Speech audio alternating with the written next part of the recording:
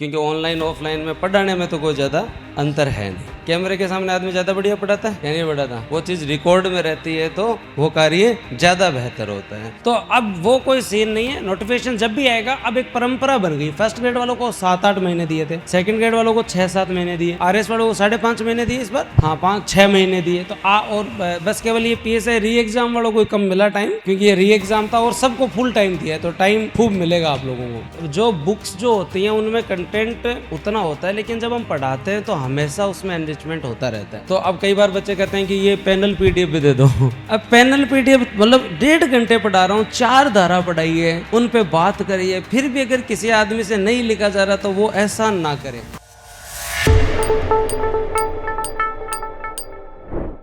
Kapil sir हमारे बीच आ चुके हैं, एक बार खड़े होकर के जोरदार स्वागत करेंगे, जोरदार करतल ध्वनि के साथ। आइए, स्वागत है आपका, अभिनंदन है आपका। आइए कपिल सर, एक बार जोरदार तालियां बजाएंगे कपिल सर के लिए।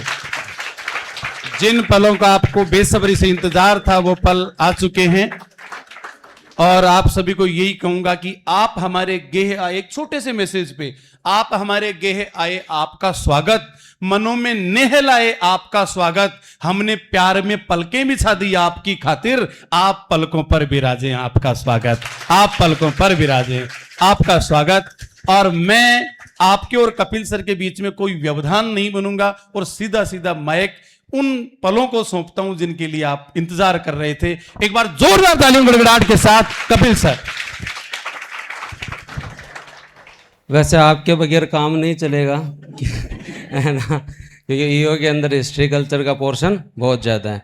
वैसे तो हमने शॉर्ट नोटिस ही मतलब कल शाम परसों शाम को ही बताया था, फिर भी आप लोग पधारे बहुत जल्दी, उसके लिए बहुत बहुत धन्यवाद।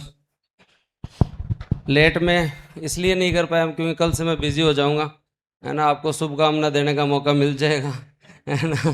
तो इसलिए मैं सोचा एक बार अपन लोग आपस में मिल लेते हैं। और वैसे हमने बोला था कि जो बाहर से हैं वो ना आए तो ज़्यादा बेहतर है, क्योंकि ऑनलाइन ऑफलाइन में पढ़ाने में तो कोई ज़्यादा अंतर है नहीं।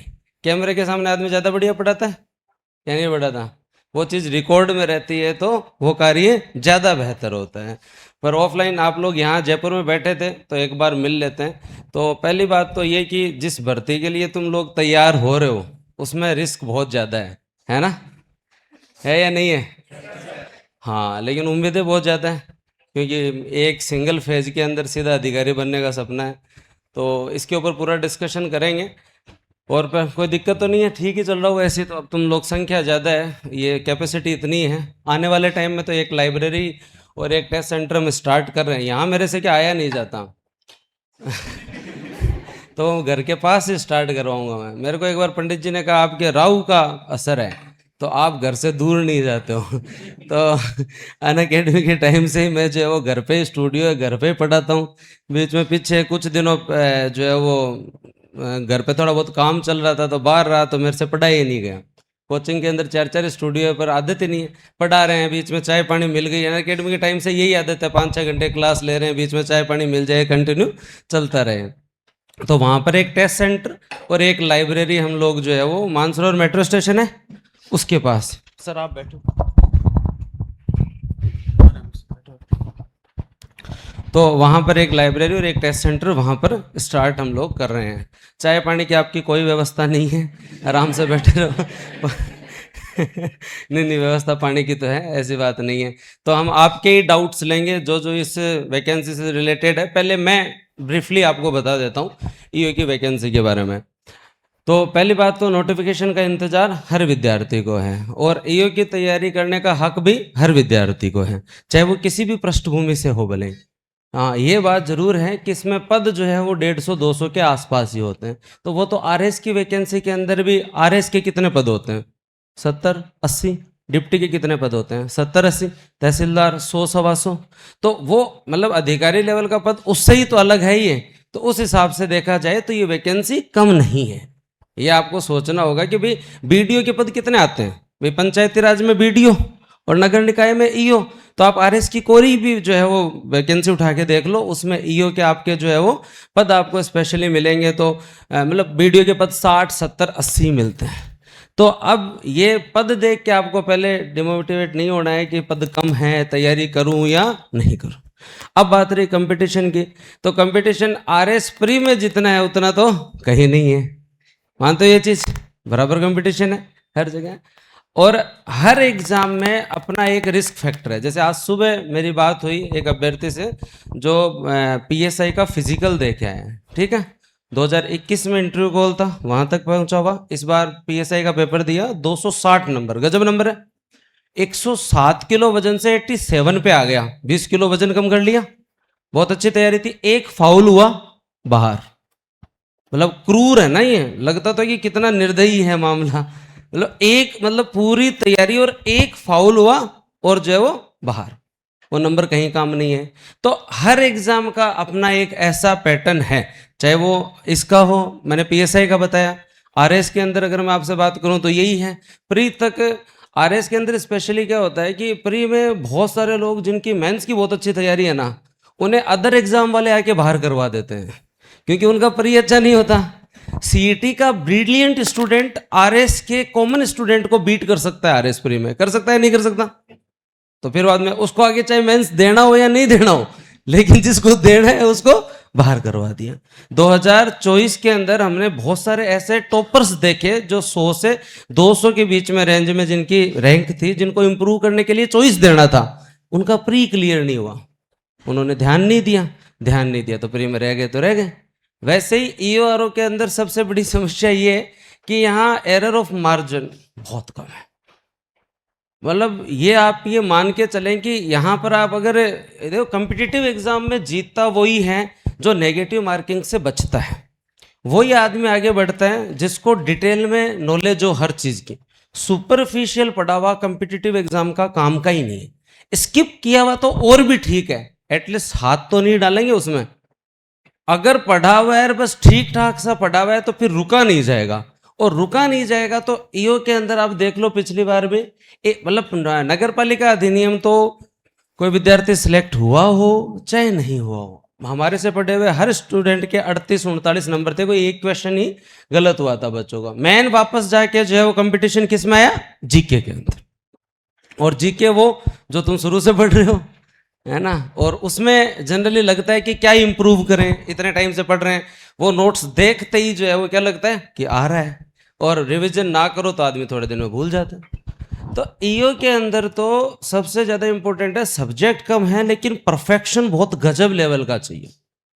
आप इन सब्जेक्ट से इस तरीके से गो थ्रू हो कि हमने जो पढ़ा दिया ना उससे भी आगे जाओ, उससे भी जितना हो सके आगे जाओ। जैसे कल 39 धारा 39 पढ़ा रहा था मैं ऐप में, तो वहां पे एक बड़ा कॉमन सा जो इश्यू था कि सर जांच ऑफिसर और जो जुडिशियल ऑफिसर अलग अलग होगा क्या?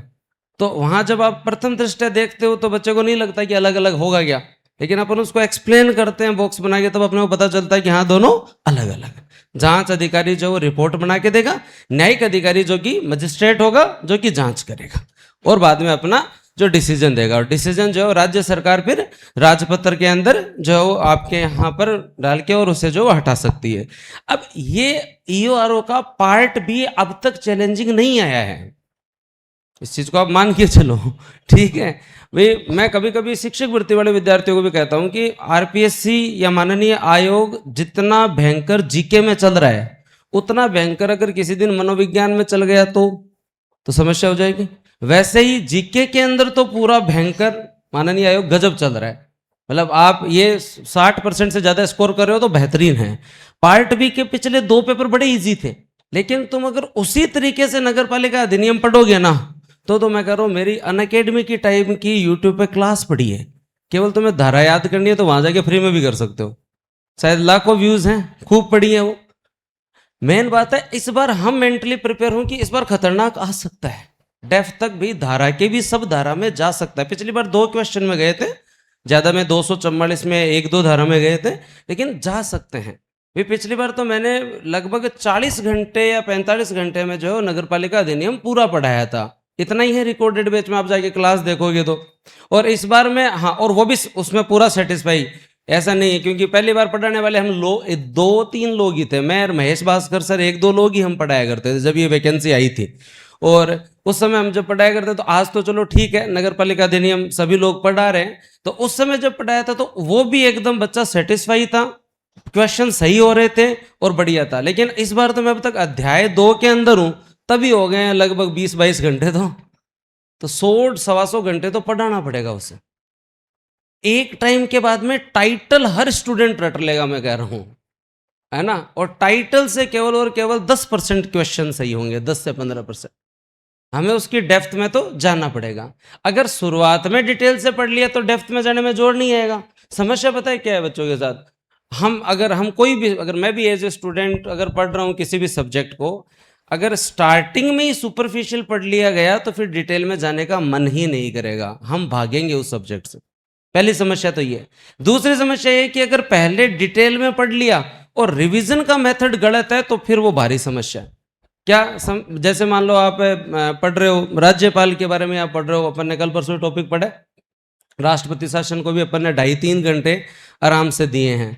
अब वो बहुत तगड़ा समझ में आया, बढ़िया काम हो गया। लगभग हमने जो 5-10 पेज पढ़ लिए, केवल प्रेसिडेंट रूल राजस्थान से संबंधित थी। अब रिवीजन के टाइम तुम केवल वापस टाइटल पढ़ के जा रहे हो, तो फिर पहले डिटेल में क्यों पढ़ा? दिक्कत ये है ना। जल्दी रिवीजन कर लो, भाग के रिवीजन करो, बस एक बार टाइटल याद कर लो। अब केवल टाइटल से तो सीटी पास ही नहीं होता है।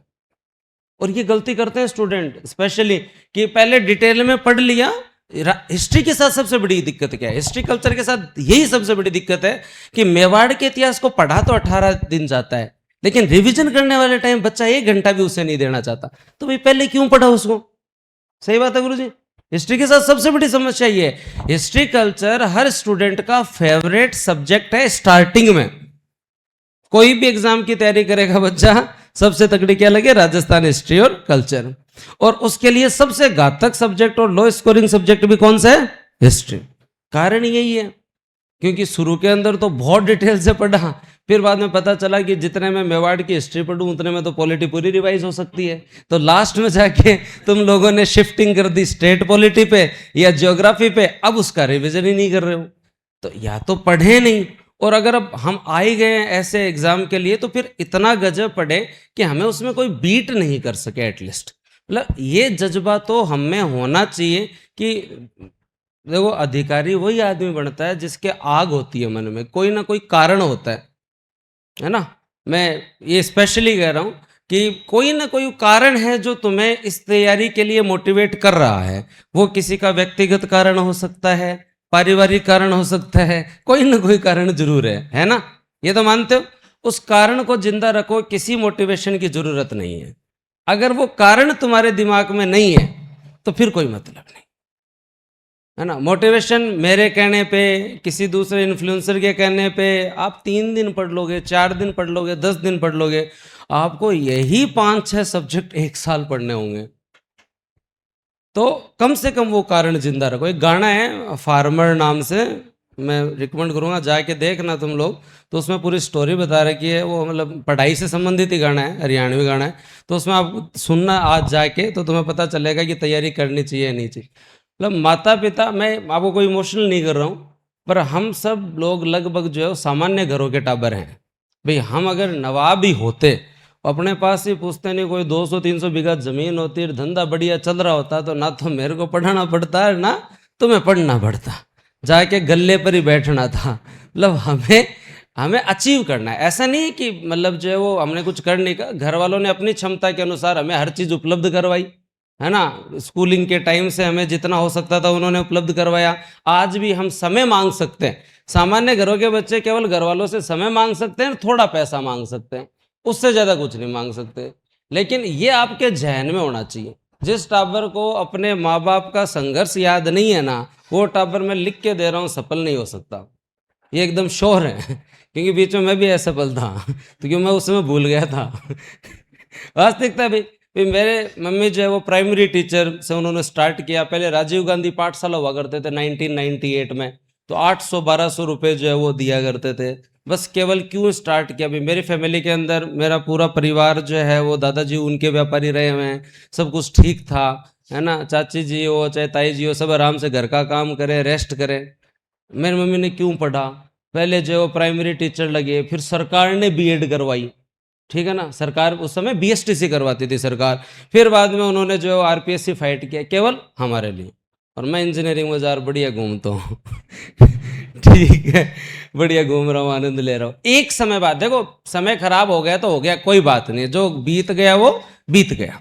आपका इकोनॉमिक बैकग्राउंड क्या है, आपका एजुकेशनल बैकग्राउंड क्या है, आपका फैमिली बैकग्राउंड क्या है, इन चीज़ों का कम्पिटिटिव एग्जाम में कोई फर्क नहीं पड़ता।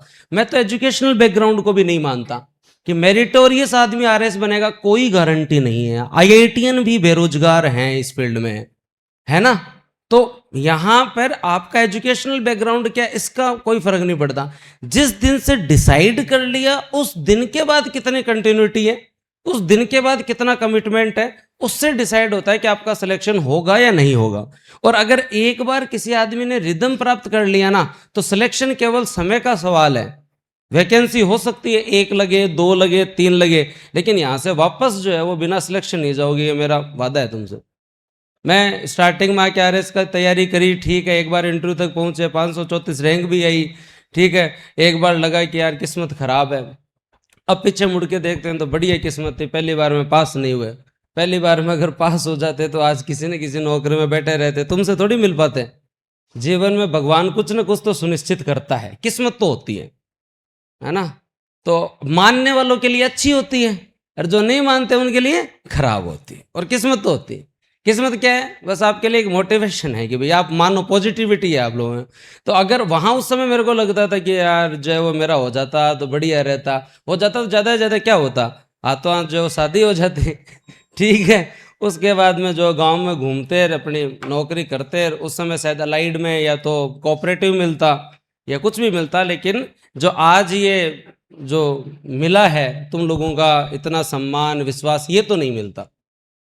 फेल हुआ, वापस स्टार्ट किया, पढ़ाने लगा। मैं तो मेरे जीवन में आज भी बोलता हूँ, स्पेशली मैंने आरएस के फील्ड के अंदर ऑनलाइन का मैं पहला टीचर हूँ पूरे राजस्थान के अंदर। मेरे से पहले आरएस के अंदर किसी ने ऑनलाइन नहीं पढ़ाया प्रॉपर तरीके से, ये एकदम श्योर है। 2021 की वैकेंसी मैंने कंप्लीटली अनअकैडमी पे रहते हुए लीड की थी। आज जो रिजल्ट हैं, प्रेमाराम जी, कैलाश जी रिणवा रैंक 16, शंकर गुजर रैंक 39, ये जो भी आज जो रिजल्ट है, ये मेरे से 2021 में 5-5, 6-6 सब्जेक्ट उस समय पढ़े हुए हैं, जिस समय आरएस को ऑनलाइन कोई प्लेटफॉर्म था ही नहीं। ऑनलाइन प्लेटफॉर्म जब आए, जब कोविड के जस्ट बाद में जो है पुनर्जागरण हुआ और सभी लोग जो आए, और मन में ये था कि भाई करके दिखाना है। और मेरे जीवन में सबसे ज़्यादा योगदान स्टूडेंट्स का, मैंने अधिकतम सब्जेक्ट जो है ना वो पढ़ाते हुए पढ़े हैं, ठीक है। मेरा ये था कि भाई मेरे को इसको अच्छा करना है। मैं आज भी दिन में 4 सब्जेक्ट पढ़ा रहा हूँ, पर एक भी सब्जेक्ट के साथ अन्याय नहीं करता हूँ। सुबह स्टेट पॉलिटी पढ़ाया, दिन में जो है वो मैं लोक प्रशासन का जो नेतृत्व का टॉपिक पढ़ा रहा हूँ आरएस वालों का। फिर बाद में मैं तुम्हें पार्ट बी, चाहे दिन की 4 ही धारा पढ़ो, पर 4 पढ़ा रहा हूँ। शाम को करंट अफेयर पढ़ा रहा हूँ। ईजी नहीं है इतना, केवल मेरे को स्टेट पॉलिटी पढ़ाना हो ना तो वो सब कुछ याद है, वो फिर बाद में मंत्र के हिसाब से मैं कभी भी चालू कर दूं कैसेट, और कैसेट चालू और पढ़ा दूं, कोई जोर नहीं है। एक सब्जेक्ट 2 सब्जेक्ट में एक कंफर्ट जोन रहता है। लेकिन अभी देखो, हर चीज का एक टेस्ट होता है। कोचिंग क्या है, आपका टेस्ट है। कोचिंग से मैं ये नहीं कहता कि सिलेक्शन नहीं होते हैं, कोचिंग का रोल होता है, उतना ही होता है जितना गाड़ी के माइलेज देने के अंदर जो है, या गाड़ी के चलने में पेट्रोल पंप का होता है। अब वो पेट्रोल पंप कोई भी हो सकता है, गाड़ी थोड़ी रुकेगी, है ना। तो कोचिंग कोई भी हो सकती है, स्टूडेंट थोड़ी रुकेगा। अब उसके बाद में तो इंपॉर्टेंट है कि ड्राइवर कैसा है। भाई आज जितनी वैकेंसी आएगी उतने तो तुम यहीं बैठे हो, है ना। और जब अपन तो जब पहली क्लास पढ़ा के आए आपके नगर पालिका, लाख विद्यार्थियों ने तो वही देख ली, तो कंपटीशन तो है। और अब आप बोलो कि सब जो है बूस्टर से ही पढ़ेंगे क्या, अगर किसी चीज़ में विश्वास हो जाए तो पढ़ते हैं। आप ये मान के चलना, आरएस प्री का एग्जाम अभी आएगा, लास्ट 2 महीने हर स्टूडेंट बूस्टर पे होता है, चाहे कोई एग्जाम हो भले। तो अब वो डिपेंड करता है कि आपने उस रोल को कितने परफेक्शन से निभाया, आप उसके लिए जो है वो रिवीजन मेथड कितना सही रख रहे हो, आप जो है सब्जेक्ट में कितना वैल्यू एडिशन कर रहे हो, समेट के ला रहे हो। समेट के लाने का मतलब आप जब देखेंगे तो सीएम के वेतन अलग मिलेंगे आपको, है ना, मंत्री और सीएम के विधायक का वेतन अलग जगह मिलेगा, और वहीं आपको अध्यक्ष और उपाध्यक्ष का वेतन अलग आर्टिकल में मिलेगा, राज्यपाल का वेतन अलग आर्टिकल में मिलेगा। एक जगह करो, अपनी तरफ से तो एफर्ट डालो, हर सब्जेक्ट के अंदर अपनी तरफ से तो एफर्ट डालो कम से कम। तो ये फिर बाद में आपकी भूमिका है। और इस एग्जाम में ईओ के अंदर मैं कभी भी गलत सलाह नहीं देता।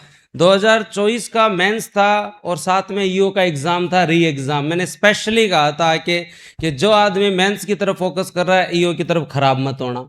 जिसका प्री क्लियर नहीं हुआ वो ईओ दे लेना भले। बहुत सारे लोगों ने छोड़ा, आज आरएस में सिलेक्शन है, जिन्होंने पकड़ा उनका ईओ में सिलेक्शन है। भाई साहब, गलत सलाह मैं अब भी नहीं दूंगा कि केवल ईओ के भरोसे बैठे रहो ना।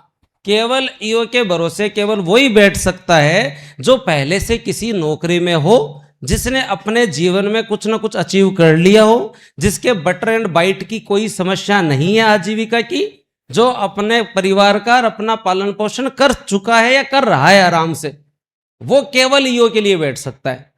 उसने अचीव कर लिया। क्योंकि ये एग्जाम ऐसा, आज पढ़ा हुआ नगर पालिका अधिनियम दोबारा कब काम आएगा? अगली वैकेंसी कब आए? 2029 में, 30 में? तब तक हम थोड़ी बैठेंगे। ये एक बैकअप प्लान हो सकता है स्टूडेंट के लिए कि मैं मेरे जीके को बेहतर कर लूं, नगर पालिका एक्ट को वैकेंसी आने से पहले अच्छा कर लूं, और मैं भी अपने जनरली जो नॉन टीचिंग एग्जाम वाले जो स्टूडेंट हैं उनकी रडार में ऐसे सारे एग्जाम होते हैं। वो आरएस भी देते हैं, पीएसआई भी देते हैं, मैंने पटवार भी दिया है, वीडियो भी दिया है, इंडस्ट्रियल इंस्पेक्टर आया था, 12 ही पद आए थे, दे के आए थे, हर एग्जाम देते थे। हमारे टाइम सीईटी 1 ही नहीं वो देते, और चतुश्रेणी होता तो वो भी देते है ना। अब जो है वो नौकरी जरूरी है। आपने देखा चतुर्थ श्रेणी में बहुत सारे ऐसे विद्यार्थी हैं जिनका एकेडमिक बहुत साउंड है, कुछ इंजीनियरिंग के भी हैं, पोस्ट ग्रेजुएट भी हैं, लेकिन दिया है ना एग्जाम। क्योंकि सरकारी नौकरी का चाव है हमारे राजस्थान में, और एक बार नौकरी मिलना भी जरूरी है। तो ये है कि बैकअप प्लान केवल और केवल उन्हीं विद्यार्थियों के लिए है जो एक, देखो ईओ के साथ एक तो आपका गोल फिक्स रखना पड़ेगा आपको। केवल ईओ पे है क्या कोई यहाँ पे? सही सही बताना अपने मन से। आप किसी जॉब में हो, है ना, तब केवल ईओ पे रहना भाई, एकदम सही ओपिनियन है। क्योंकि इसमें आप बहुत दमदार हो, आपने बहुत पढ़ा है, तो भी जो है वो आप रह सकते हो, क्योंकि एरर ऑफ मार्जिन कम होगा, 1 2 3 नंबर का ही अंतर होगा। आपने भी अच्छा पढ़ा, सिलेक्शन लिया, उसने भी अच्छा पढ़ा, जो सिलेक्टेड है उनके भी नगर पालिका अधिनियम में उतने नंबर हैं, जो सिलेक्ट नहीं है उसके भी इतने ही नंबर हैं। तो उस समय ये माथा नहीं पकड़ो कि मैंने इसकी तैयारी क्यों की, नहीं, पहले से हर चीज के लिए मेंटली प्रिपेयर रहो भाई। ईओ की वैकेंसी दे रहे हो, देओ, हक है, हर स्टूडेंट देगा। तुम पहले तैयारी कर रहे हो तो तुम लोगों से 2 कदम आगे हो। वैकेंसी आने के बाद में सब ईओ पढ़ेंगे, मैं लिख के दे देता हूं, है ना। ईओ के इस बार फॉर्म कम से कम आरएस से जो है ना 3 लाख ज्यादा भरे जाएंगे अब देख लो, तुम नहीं भरे जाएंगे क्या? सब भरेंगे, पेपर तो सब देंगे। तुम पहले से कवर कर लो, तो इससे फायदा ये होगा कि जिसके ईओ के ये 5 सब्जेक्ट, राजस्थान जीके और इंडियन पॉलिटी तैयार है और करंट अफेयर तैयार है, तो आरएस में भी नहीं रुकोगे, प्री में, पीएसआई में भी नहीं रुकोगे, चाहे कोई वीडियो का एग्जाम आए तो वो भी नहीं। अगर कोई असिस्टेंट प्रोफेसर दे रहा है तो उसका जीके का पेपर तैयार हो रहा है। बस इंपॉर्टेंट ये है कि हम उस सब्जेक्ट के लिए अच्छे से जो है वो तैयार करें। अब हम थोड़ी सब्जेक्ट वाइज बात करेंगे, पर ज़्यादा गर्मी लग तो रही है थोड़ी थोड़ी, तो अब क्या करें तो हाँ, बताओ तुम पीछे बढ़ो, तुम्हारी कोई बात हो तो बातचीत चालू करते हैं। हाँ, पूछो छोटी मोटी बात। सही हो एकदम बढ़िया। हाँ। और तो देखो, नाश्ता वास्ता तो करवाते ना तुम्हें, तो यहाँ कौन तो तुम्हें जिमाता और कौन फिर बाद में पत्थर उठाता। तो एक किताब है करंट अफेयर की, वो मैं आप लोगों को उपलब्ध करवा दूंगा, आप लोग जो भी आए हो, ठीक है। क्योंकि उसके लिए फिर एक हमारे पास क्या स्टाफ की कमी है ना, तो उसको नाश्ता लेने जाए 2 आदमी, फिर बाद में उसको बांटे, इससे अच्छा आपको किताब दे देंगे, जाके पढ़ लेना तो ज़्यादा बढ़िया है। हाँ, उस वही है। और ये वाली नई वाली बुक्स देखी है आपने? अच्छी बनी है। मैं क्लास में उससे भी ज़्यादा पढ़ा रहा हूँ, है ना। अब एक जो बुक्स जो होती हैं उनमें कंटेंट उतना होता है, लेकिन जब हम पढ़ाते हैं तो हमेशा उसमें एनरिचमेंट होता रहता है। तो अब कई बार बच्चे कहते हैं कि ये पैनल पीडीएफ भी दे दो अब पैनल पीडीएफ मतलब 1.5 घंटे पढ़ा रहा हूँ, 4 धारा पढ़ाई है, उन पे बात करिए, फिर भी अगर किसी आदमी से नहीं लिखा जा रहा तो वो एहसान ना करे खुद पर, भाई मार पर तो करे ना करे कि पढ़ाई का ऐसा नहीं कर रहा है, क्यों फालतू में दुख पा रहा है। तो बढ़िया जो है वो तैयारी करो। अब हम एक एक सब्जेक्ट के हिसाब से चलेंगे। बताओ सबसे पहले कौन से सब्जेक्ट पे बात करें? पॉलिटी के ऊपर बात करें? तो स्टेट पॉलिटी के बारे में बात करते हैं। सबसे पहले स्टेट पॉलिटी जो है वो सही मायने में कम्पिटिटिव फील्ड में पिछले 5-6 सालों में सब्जेक्ट बढ़ाया बेचारा। ठीक है, पहले जो राजस्थान के अभ्यर्थी से सब्जेक्ट नहीं मानते थे, उनको लगता था कि प्रेसिडेंट पढ़ लेंगे तो गवर्नर हो जाएगा और संसद पढ़ लेंगे तो विधानमंडल हो जाएगा। तो बहुत कम लोग जो फोकस करते थे। और आप जिस जमाने में उस समय तो स्टेट पॉलिटी का कंटेंट है, हमारे टाइम में तो स्टेट पॉलिटी के 60 पेज हुआ करते थे। आज आपके पास तो 300 पेज हैं, है ना। तो स्टेट पॉलिटी को सबसे पहले तो एक विषय माना जाए, ये बहुत जरूरी है। पॉलिटी का पार्टी है लेकिन इंडियन पॉलिटी के साथ कवर हो जाएगा, ये अप्रोच बहुत गलत है। स्टेट पॉलिटी का क्वेश्चंस का पैटर्न एकदम अलग है। सबसे खतरनाक क्वेश्चन मिलेंगे तो स्टेट पॉलिटी के मिलेंगे। किसी भी व्यक्ति को आर्टिकल 152 से लेकर 213 तक अगर सब कुछ आता है और उसे लगता है उसे स्टेट पॉलिटी आती है, तो ये भ्रम है, ये सबसे बड़ा भ्रम है। आर्टिकल या टाइटल याद करने का मतलब होता है किसी भी सब्जेक्ट में जो 20% की रीच है आपकी, इतने ही क्वेश्चन आते हैं। अब उठा के देखना, टाइटल से आने वाले क्वेश्चन 20-25% जो है वो बचे हैं। और हमारे साथ राजस्थान के अंदर पढ़ने वाले, ये हमारे वाले टाइम से यही दिक्कत अभी भी है। टाइटल याद है वो एकदम। पॉलिटी एक ऐसा सब्जेक्ट है जिसमें भ्रम होता है आदमी को, मेरे को आने लग गई, उसको टेस्ट आने लगता है, मैं पढ़ा दूंगा। आज तक मैं पढ़ा रहा हूँ ना, तो भी मतलब रात दिन उस पॉलिटी को पढ़ रहा हूँ, है ना। हाँ हाँ,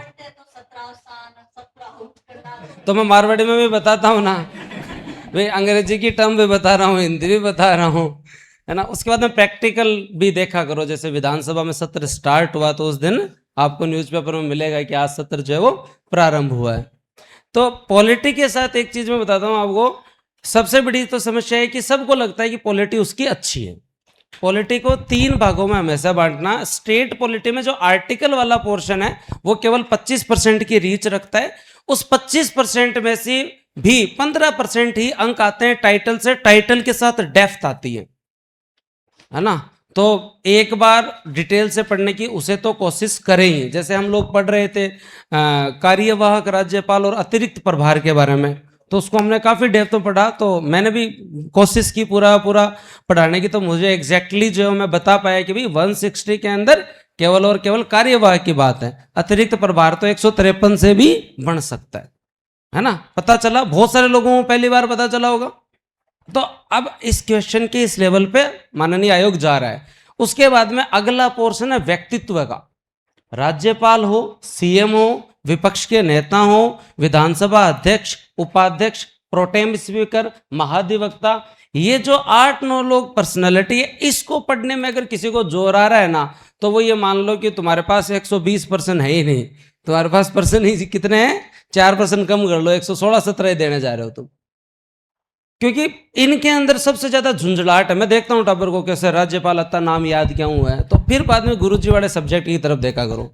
मेवाड़ के इतिहास में उससे ज्यादा नाम है जितने राज्यपाल में नहीं है। और मैंने तो राज्यपाल, और वो भी जितना हो सकता है स्टोरी टेलिंग, उस समय क्या हुआ था पूरे पॉलिटिकल एरा के अंदर जाते हुए मैं खुद जो पढ़ता हूँ और फिर बाद में आपको मैंने बताया, तो इंटरेस्ट डेवलप करने का प्रयास तो मैं कर रहा हूँ। लेकिन आप अपनी तरफ से ये मान के चलो कि वो 25% पार्ट है पॉलिटी का, ओनली पर्सनैलिटी। 10 में से 3 क्वेश्चन पॉलिटी के आपको हमेशा कैसे मिलेंगे, जो किसी न किसी नाम से संबंधित होंगे। तो इस चीज के लिए मेंटली प्रिपेयर हो जाओ कि तुम्हें सबसे ज्यादा रिवीजन, और उसमें ना तो कोई कंफ्यूजन है, ना उसमें कोई कॉन्सेप्ट है, उसमें केवल फैक्ट और क्रम है, उस व्यक्ति की पृष्ठभूमि या उसका आगामी जीवन है। जैसे कोई राज्यपाल हमारे यहाँ रहा तो बाद में कहाँ रहा, या कोई हमारे यहाँ सीएम रहा तो बाद में कहाँ का राज्यपाल बना, या सीएम बनने से पहले वो क्या था। इसमें किसी भी प्रकार का जो कॉन्सेप्ट नहीं है। मतलब यहाँ रट्टा मारने की जितनी के, और इन चीजों के शॉर्ट नोट्स बनाओ। और शॉर्ट नोट्स बनाने का भी एक प्रॉपर तरीका यही होता है कि कई लोग एक साथ ही एक सब्जेक्ट के शॉर्ट नोट्स बनाने बैठ जाते हैं कि मैं बढ़ाऊंगा। नहीं, कभी भी शॉर्ट नोट्स ऐसे नहीं बनते हैं। हम जब दूसरे तीसरे रिवीजन के पास जाते हैं, पहले रिवीजन या पहले बार पढ़ते शॉर्ट नोट्स बनाना गलत है, क्योंकि शॉर्ट नोट्स में चीजें होती है इंटरलिंक, और इंटरलिंक तब होती है जब पूरे सब्जेक्ट को पढ़ लिया जाए। तो पहले तो सबसे पहले उस सब्जेक्ट से गो थ्रू हो। 1-2 रिवीजन के साथ आपने नोट्स में आपने वैल्यू एडिशन कर ली। अब जब आप जब आप रिवीजन करो, तब शॉर्ट नोट्स भी एक साथ मत बनाओ। इस बार रिवीजन कर रहे हो तो ऐसे सोचो कि मैं केवल राज्यपाल का ही बनाऊंगा। तो नहीं, एक बार एक साथ पूरे शॉर्ट नोट्स बनाओगे ना तो अच्छे बनेंगे। और टाइम बहुत ज़्यादा लग जाएगा और उन चीज़ों की वैल्यू भी नहीं रहेगी। पहले रिवीजन में एक बार अपन ने गवर्नर के बना लिए, अगली बार पॉलिटी का नंबर है, क्योंकि एक सब्जेक्ट को 10-12 बार रिवीजन तो करना पड़ेगा, ये तो मानते हो। एक सब्जेक्ट आज हो सकता है 1-1.5 दिन लगे, कोई टाइम में तुम जो है 1 घंटे 2 घंटे 3 घंटे में भी रिवीजन करोगे किसी सब्जेक्ट को। तो अगली बार जब आओ तब सीएम के बना लो, अगली बार आओगे तो विधानसभा के बना लो, हर विधानसभा वाइज बना लो, एक साथ मत करो। तो इससे क्या हो जाएगा कि आपका हर बार कोई ना कोई जो टॉपिक तैयार हो रहा है। फिर शॉर्ट नोट्स बनाओ, प्रैक्टिकल वाला पेज देखा है तुमने, A3 या A2 का आता है, बड़ा सा इतना पेज आता है, देखा है कभी? 12वीं के अंदर अपने प्रैक्टिकल जाओ, थोड़ा सा हार्ड पन्ना आता है। अब हमारे साथ क्या दिक्कत है कि कॉपी में शॉर्ट नोट्स बनाए तो फील नहीं आता है ना, कि नोट्स बना रहे हैं या शॉर्ट नोट्स बना रहे हैं। पन्ने में बना लें तो हमारे गुम हो जाते हैं पता नहीं चलता पन्ने कहाँ गए। तो थोड़ा यहाँ कल्डो पेपर आवा है, वो बड्डो पेपर आवा है, तो उसके अंदर क्या आगे पीछे लिखोगे तो एक टॉपिक पूरा हो जाएगा। और उन पेपर्स को आप हमेशा मतलब अपने पास रख सकते हो। जैसे शॉर्ट नोट्स को रिवीजन करने का अच्छा तरीका ये कि आप मान लो कि हिस्ट्री पढ़ रहे हो, प्रजामंडल आंदोलन पढ़ रहे हो, एकीकरण आप पढ़ रहे हो, तो उस समय तुम बीच में फ्रस्ट्रेट हो गए, दिमाग की अपनी एक कैपेसिटी है भाई, उससे ज़्यादा अंदर नहीं जाएगा, ये एकदम श्योर है, थक जाओगे। तो उस समय प्रजामंडल से परेशान हो तो विधानसभा को लाओ बीच में, 2 विधानसभा को एक बार देख लो, या खनिज का बना हुआ है नोट्स तो खनिज का देखा फिर वापस रख दिया। इंटेंशनली शॉर्ट नोट्स को नहीं पढ़ा जाता है, इंटेंशनली नोट्स को पढ़ा जाता है कि मैं आज बैठूंगा और पॉलिटी रिवाइज करूंगा या ज्योग्राफी रिवाइज करूंगा। शॉर्ट नोट्स जो आपके होते हैं वो रैपिड रिवीजन के लिए होते हैं, उनको इंटेंशनली नहीं पढ़ा जाता। फ्री हो, नहीं पढ़ने की इच्छा हो रही है ना, हर दिन ऐसा नहीं जाता, हर दिन सेम कभी जा ही नहीं सकता। अभी कल मैं परसों उसमें पढ़ा रहा था, बर्नआउट टॉपिक है, स्ट्रेस के बाद क्या होता है बर्नआउट। तो बर्नआउट क्यों होता है किसी भी आदमी को, उसका पहला फेज होता है हनीमून फेज। हनीमून फेज का मतलब क्या होता है, किसी भी कार्य को जब हम प्रारंभ करते हैं तो उसका चाव एक्सट्रीम लेवल का होता है और हर व्यक्ति उसमें अपना पूरा एफर्ट लगाता है। चाहे कोई आदमी नौकरी भी ज्वाइन कर रहा है ना, तो अपने बॉस को करके दिखा रहा है, देखो मैं 3 की 13 कर दूंगा, मैं बहुत मेहनती आदमी हूं, है ना। पढ़ भी रहे हैं तो मैं बहुत ज्यादा पढ़ूंगा, उस चीज के अंदर आता है व्यक्ति। और उसे 2, 3 या 5 दिन बाद में रियलाइज हो जाता है कि हर दिन वैसा नहीं हो सकता, हर दिन उतना काम नहीं किया जा सकता, उतना नहीं पढ़ा जाता। हम हमारे रिसोर्सेज को बर्नआउट में ले जाएंगे, एग्जॉस्ट हो जाएंगे। तो ये एकदम श्योर है। सबसे तगड़ा कब पढ़ा जाता है, एग्जाम के निकट। वो 2 महीने जितना तगड़ा पढ़ा जाएगा उतना नहीं पढ़ सकते, अभी हमेशा उस लेवल पे नहीं रह सकते हम, है ना। तो ये है कि एक साथ इतना ज्यादा भी कोशिश मत करो, अपनी पढ़ाई को थोड़ा सा उसका मैनेजमेंट अच्छे से करो। पढ़ लिया, बीच में कोई एक गाना सुन लिया, जिसको जैसा ट्रस्ट है, किसी को वेब सीरीज देखनी है तो अलग बात है, गाना सुन लिया, मतलब वो ऐसा काम होना चाहिए जिस पे आपका नियंत्रण हो, ये याद रखें। मतलब एक तो आदत होती है और एक ऐसी आदत होती है जिस पे आपका नियंत्रण ही नहीं है। अब अगर वो आदत आपको पड़ गई रील देखने की तो फिर तो टाइम का पता नहीं चलेगा। आपने उस समय परेशान हो रहे हो, लोकसभा में गए, सीरीज है पीएम की, सारे जो है वो लोकसभाओं की सीरीज है, आपके सब्जेक्ट से रिलेटेड है, वैसी कोई चीज़ आपने देख ली, 45 मिनट 50 मिनट लगाए, फिर कुछ खा लिया हल्का फुल्का, वापस पढ़ लिया। देखो तुम में से लाइब्रेरी में कौन कौन पढ़ता है? हाँ, ऑलमोस्ट लाइब्रेरी में पढ़ते हैं। वैसे लाइब्रेरी की पढ़ाई बहुत अच्छी है जब तक कि आदमी सज संवर के नहीं जाए ठीक है भाई, लाइब्रेरी में भी कोई आदमी एकदम ऐसे नए कपड़े पहन के तैयार होकर एकदम ऐसे डीओ लगा के जा रहा है ना, इसका मतलब है उसका पढ़ाई से कोई मतलब नहीं। मतलब आप हर टाइम एक ही कैरेक्टर में रह सकते हैं और वो है स्टूडेंट का। आप हर कैरेक्टर में नहीं रह सकते कि मैं दिखूं भी बेहतर, है ना, मैं हर चीज में अच्छा रहूं, नहीं।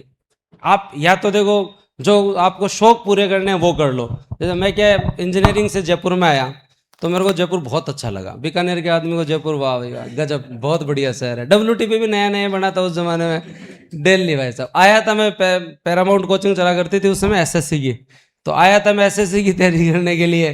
तो मैं SSC की तैयारी तो करी नहीं, जयपुर को बढ़िया घूमते थे सारे दिन, एक मोटरसाइकिल थी और हमारा पूरा ग्रुप एकदम फ्री। संगत का असर बहुत पड़ता है ना। उस समय तो उस संगत में भी मैं ही उत्प्रेरक था, ऐसा नहीं है कि उनका मेरे ऊपर फर्क पड़ा, उन पे भी बेचारों पे मेरा ही फर्क पड़ा ठीक है। तो आए थे तो मतलब समय जो है वो खूब खराब किया। और दोनों काम हमेशा साथ नहीं हो सकते कि हम मजे भी ले लें और हम पढ़ाई भी कर लें ना, क्योंकि देखो, अगर आपको लगता है कि थोड़ा पढ़ लें, थोड़ा आनंद ले लें, थोड़ा पढ़ लें, ये मतलब कहने में इजी लगता है। जिसने भी सिलेक्शन लिया है और उस लेवल तक लिया है टॉप करके, उससे पूछ लो, उसे त्याग तो करना ही पड़ा है, त्याग करना पड़ेगा। मेरे को 1 साल में रियलाइज हो गया था कि इससे कुछ नहीं होगा। मैं वापस गांव चला गया और इस चीज़ को जाके स्वीकार किया कि जो है मेरे से पढ़ाई नहीं हो सकता है तो रूटीन नहीं बना हुआ तो किताब नहीं ली जाती।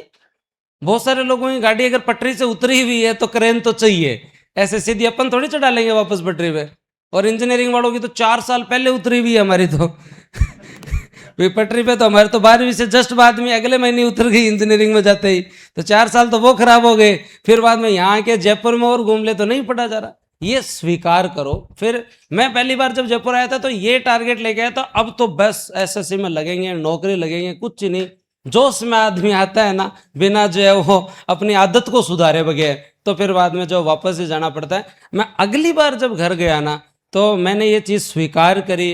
मैं जो है वो मतलब एक बीएड का पेपर बीच में, अभी जैसे मुद्दा चल रहा था ना इंजीनियरिंग वालों को बीएड कराएंगे नहीं कराएंगे, वो हमारे टाइम पे चला था। बीच में किसी ने कहा था बीएड कर लो, मुझे बहुत बढ़िया काम है, यही बचा है जीवन में, इंजीनियरिंग कर ली और बीएड और कर ले। मैंने पीटीटी का पेपर दिया, तब जाके मैंने पहली बार जीवन में सर राजस्थान हिस्ट्री पढ़ी। और हिस्ट्री पढ़ी तो मेरे को लगा ये बढ़िया है, ये परमाणु अणु नाम से तो सांगा जी, कुंभा जी कितने बढ़िया, मजा आ रहा है। अपन तो गलत फील्ड में है, घर वालों की गलती, अपनी गलती नहीं है। इधर रखना चाहिए था अपने को, बिना मतलब जो साइंस दिला दिया, ऑर्गेनिक, इनऑर्गेनिक, थर्मोडायनेमिक्स। भाई साहब, साइंस के आदमी को साइंस से बहुत भयंकर नफरत है ना, ऑलमोस्ट। मतलब ये देखो साइंस वाले सब हंसी रहे, कौन कौन है साइंस के, ये देखो ये संख्या है और ये एग्जाम साइंस का है क्या, हाँ तो देख लो। और अगर इनके सिलेबस में साइंस जोड़ दी जाए ना, ईओ के सिलेबस में, और इनसे पूछा जाए तुम्हारा सबसे कमजोर पक्ष क्या है, तो क्या जी साइंस क्योंकि हमारे यहाँ ट्रेंड है ना कि बच्चा चाहे कैसा भी हो उसे साइंस में डालो। बच्चे का चाहे इंटरेस्ट साइंस में हो या नहीं हो, बस उसे साइंस में डालो। फिर वो 11वीं 12वीं में अवकलन, समाकलन, इतना दुख पाता है बावड़ा परेशान हो जाता है। मेरे इंजीनियरिंग में मेरे एचओडी साहब थे, अजीत जी पूनिया साहब, तो वो मेरे को 4 साल यही पूछते रहे कि चौधरी कंप्यूटर साइंस क्यों ली। मैं साहब लेता कौन है, मिलती है, जो मिली वो ले ली, अब मुझे क्या पता क्यों ली, बस अब पास हो जाए इससे तो बढ़िया रहे, पीछा छूटेगी ऐसे तैसे। तो आदमी चलो ठीक है रिएक्ट कर, हम जीवन के अंदर सब कुछ नियंत्रित नहीं कर सकते, नियोजित भी नहीं कर सकते, हम परिस्थितियों के अनुसार रिएक्ट करते हैं, है ना। जैसी परिस्थिति है वैसा हम ढल जाते हैं। अभी परिस्थिति क्या है कि नौकरी चाहिए, तो अब उसके अनुसार डलो भाई। हम परिस्थिति के अनुसार ही तो डलते हैं ना। जब हमें मौज करनी तो हम मौज करने लगे, तो अब हमारी आवश्यकता है कि हमें नौकरी लगना। तो खराब होने के लिए ये शहर बेहतरीन है, इससे बेहतर शहर राजस्थान में तो है नहीं ठीक है, लाइब्रेरी वाली बात कर रहा था मैं। लाइब्रेरी लाइब्रेरी बहुत अच्छी चीज़ है अगर आप उसे जो है वो सही तरीके से फॉलो कर रहे हो, या जिन लोगों का ब्रेक लगा हुआ है एजुकेशन में, उनको एक बैठने का माध्यम मिल जाता है, एक माहौल मिल जाता है। लेकिन हर 1 घंटे में बाहर चाय पीने आना, लाइब्रेरी में फिर ग्रुप बना लेना, है ना, और हर 1-1.5 घंटे के अंदर बाहर आके चाय पी, फिर थोड़े दिनों बाद में ग्रुप और बड़ा हो गया, फिर ग्रुप में से 2 लोगों का ग्रुप अलग निकल गया, ये जो उद्देश्य से आते हैं ना वो सफल नहीं हो पाते। मेरे को तो आज तक मतलब मैं सिलेबस से बाहर बोल रहा हूँ, लेकिन मुझे तो कोई ऐसी लव स्टोरी नहीं दिखी जिसमें कोई सफल हो गया हो कि आरएस बन गया जी जनाब, ये दोनों तैयारी करते थे, ये लाइब्रेरी में मिले थे और इन्होंने इतना अच्छा पढ़ा कि ये दोनों एसडीएम बन गए। बताओ तुमको ये एक एग्जाम्पल, सिंगल एग्जाम्पल बता दो। ऐसे एग्जाम्पल मिल जाएंगे आपको, बतेरे कि ये आदमी आया था सब कुछ छोड़ के आया था जीवन में, और इसने 4 साल अच्छे मेहनत की और ये आरएस बन गया, है ना। उसमें मैं आ सकता हूँ एग्जाम्पल, सब कुछ छोड़ के आए, इंजीनियरिंग का पता ही नहीं है, सब कुछ फोन ही बंद करके आए, कोई फर्क नहीं पड़ता जीवन के अंदर, फिर केवल और केवल क्या है, सिलेक्शन लेना है। तो आप हर चीज साथ में कंटिन्यू नहीं कर सकते, ये एक जो है वो, और जो मतलब ऐसी आदत है जो आपको बार बार किसी चीज को आप अवॉइड कर रहे हो कि मैं अब इसको टाल दूंगा, टालने की आदत बहुत सारे लोगों में होती है, अभी रहने देता हूँ बाद में पढ़ूंगा, अभी रहने, बहुत सारे लोग तो फॉर्म को टालने लग जाते हैं, लास्ट तारीख को भरूंगा, है ना। तनाव प्रबंधन का टॉपिक होता है मनोविज्ञान में, तनाव का पहला कारण ही है असहायक आदतें, वे आदत जो आपके जीवन में सहायक नहीं है। जैसे कई लोगों में होती है टालने की प्रवृत्ति, आपने काम को टालना प्रारंभ किया। मैं फिर कह रहा हूं वो काम आपके लिए बहुत बड़ी विकराल समस्या बन जाएगी। जैसे आरएस के स्टूडेंट जनरल साइंस और टेक्नोलॉजी को टालते हैं, फिर वो परी के अंदर तो रिस्क बनती है और मेंस के अंदर वो सेकंड पेपर को डुबा देती है, होता है। तो ये जो वो आप जो मेरा तो आप लोगों से यही कहना है, देखो कि यहाँ इस शहर में आए हो ना, तो इस शहर जैसे मत बनो। हम इस शहर के मूल निवासी नहीं है, हम यहाँ के किराएदार हैं। भगवान ने चाहा तो हम यहाँ के मूल निवासी बन जाएंगे, समय लगेगा, है ना। और यहाँ मूल निवासी बनने के लिए भी बहुत मेहनत करनी पड़ेगी। जितना महंगा ये शहर है, आज इस शहर में रहने के भी 15 से 20 हजार रुपये चाहिए। प्रति व्यक्ति आय नहीं है राजस्थान की जितना प्रति व्यक्ति स्टूडेंट का खर्चा है। अगर किसी को शौक पूरे करने हैं तो एक बार थोड़ा सा घर की तरफ मुंह फेर के देखो कि वो कितने मतलब मुश्किल से पैसे कमा रहे हैं और तुम्हें जो भेज रहे हैं, और एक बार सब कुछ त्याग दो भाई। एक बार मेरे कहने पे जो तुम 1 साल त्याग के देखो, तुम्हें मजा आएगा, आनंद आ जाएगा। इंतकाम यही है और कुछ नहीं है। तो एक तो ये परिवर्तन करना। एक पॉलिटी के अंदर तीसरी सबसे इंपॉर्टेंट चीज है जो मतलब इस पे तो सब कम ध्यान देते ही हैं, सारे 152 से 213 तक टिके हुए हैं, पर उसके बाद में जो आयोग वाला टॉपिक है, सुप्रीम कोर्ट वाला टॉपिक है, जो विधिक अधिकार जिसमें आपका सूचना का अधिकार आता है, मनरेगा भी काम का अधिकार है, ठीक है ना। बाल श्रम की बात होगी, उसके अंदर भरण पोषण एक्ट और इनके टाइटल भी हमें पता होने चाहिए। वहां वाले पोर्शन में कंफ्यूजन, पहले में कॉन्सेप्ट है, दूसरे में फैक्ट है, तीसरे में कंफ्यूजन है।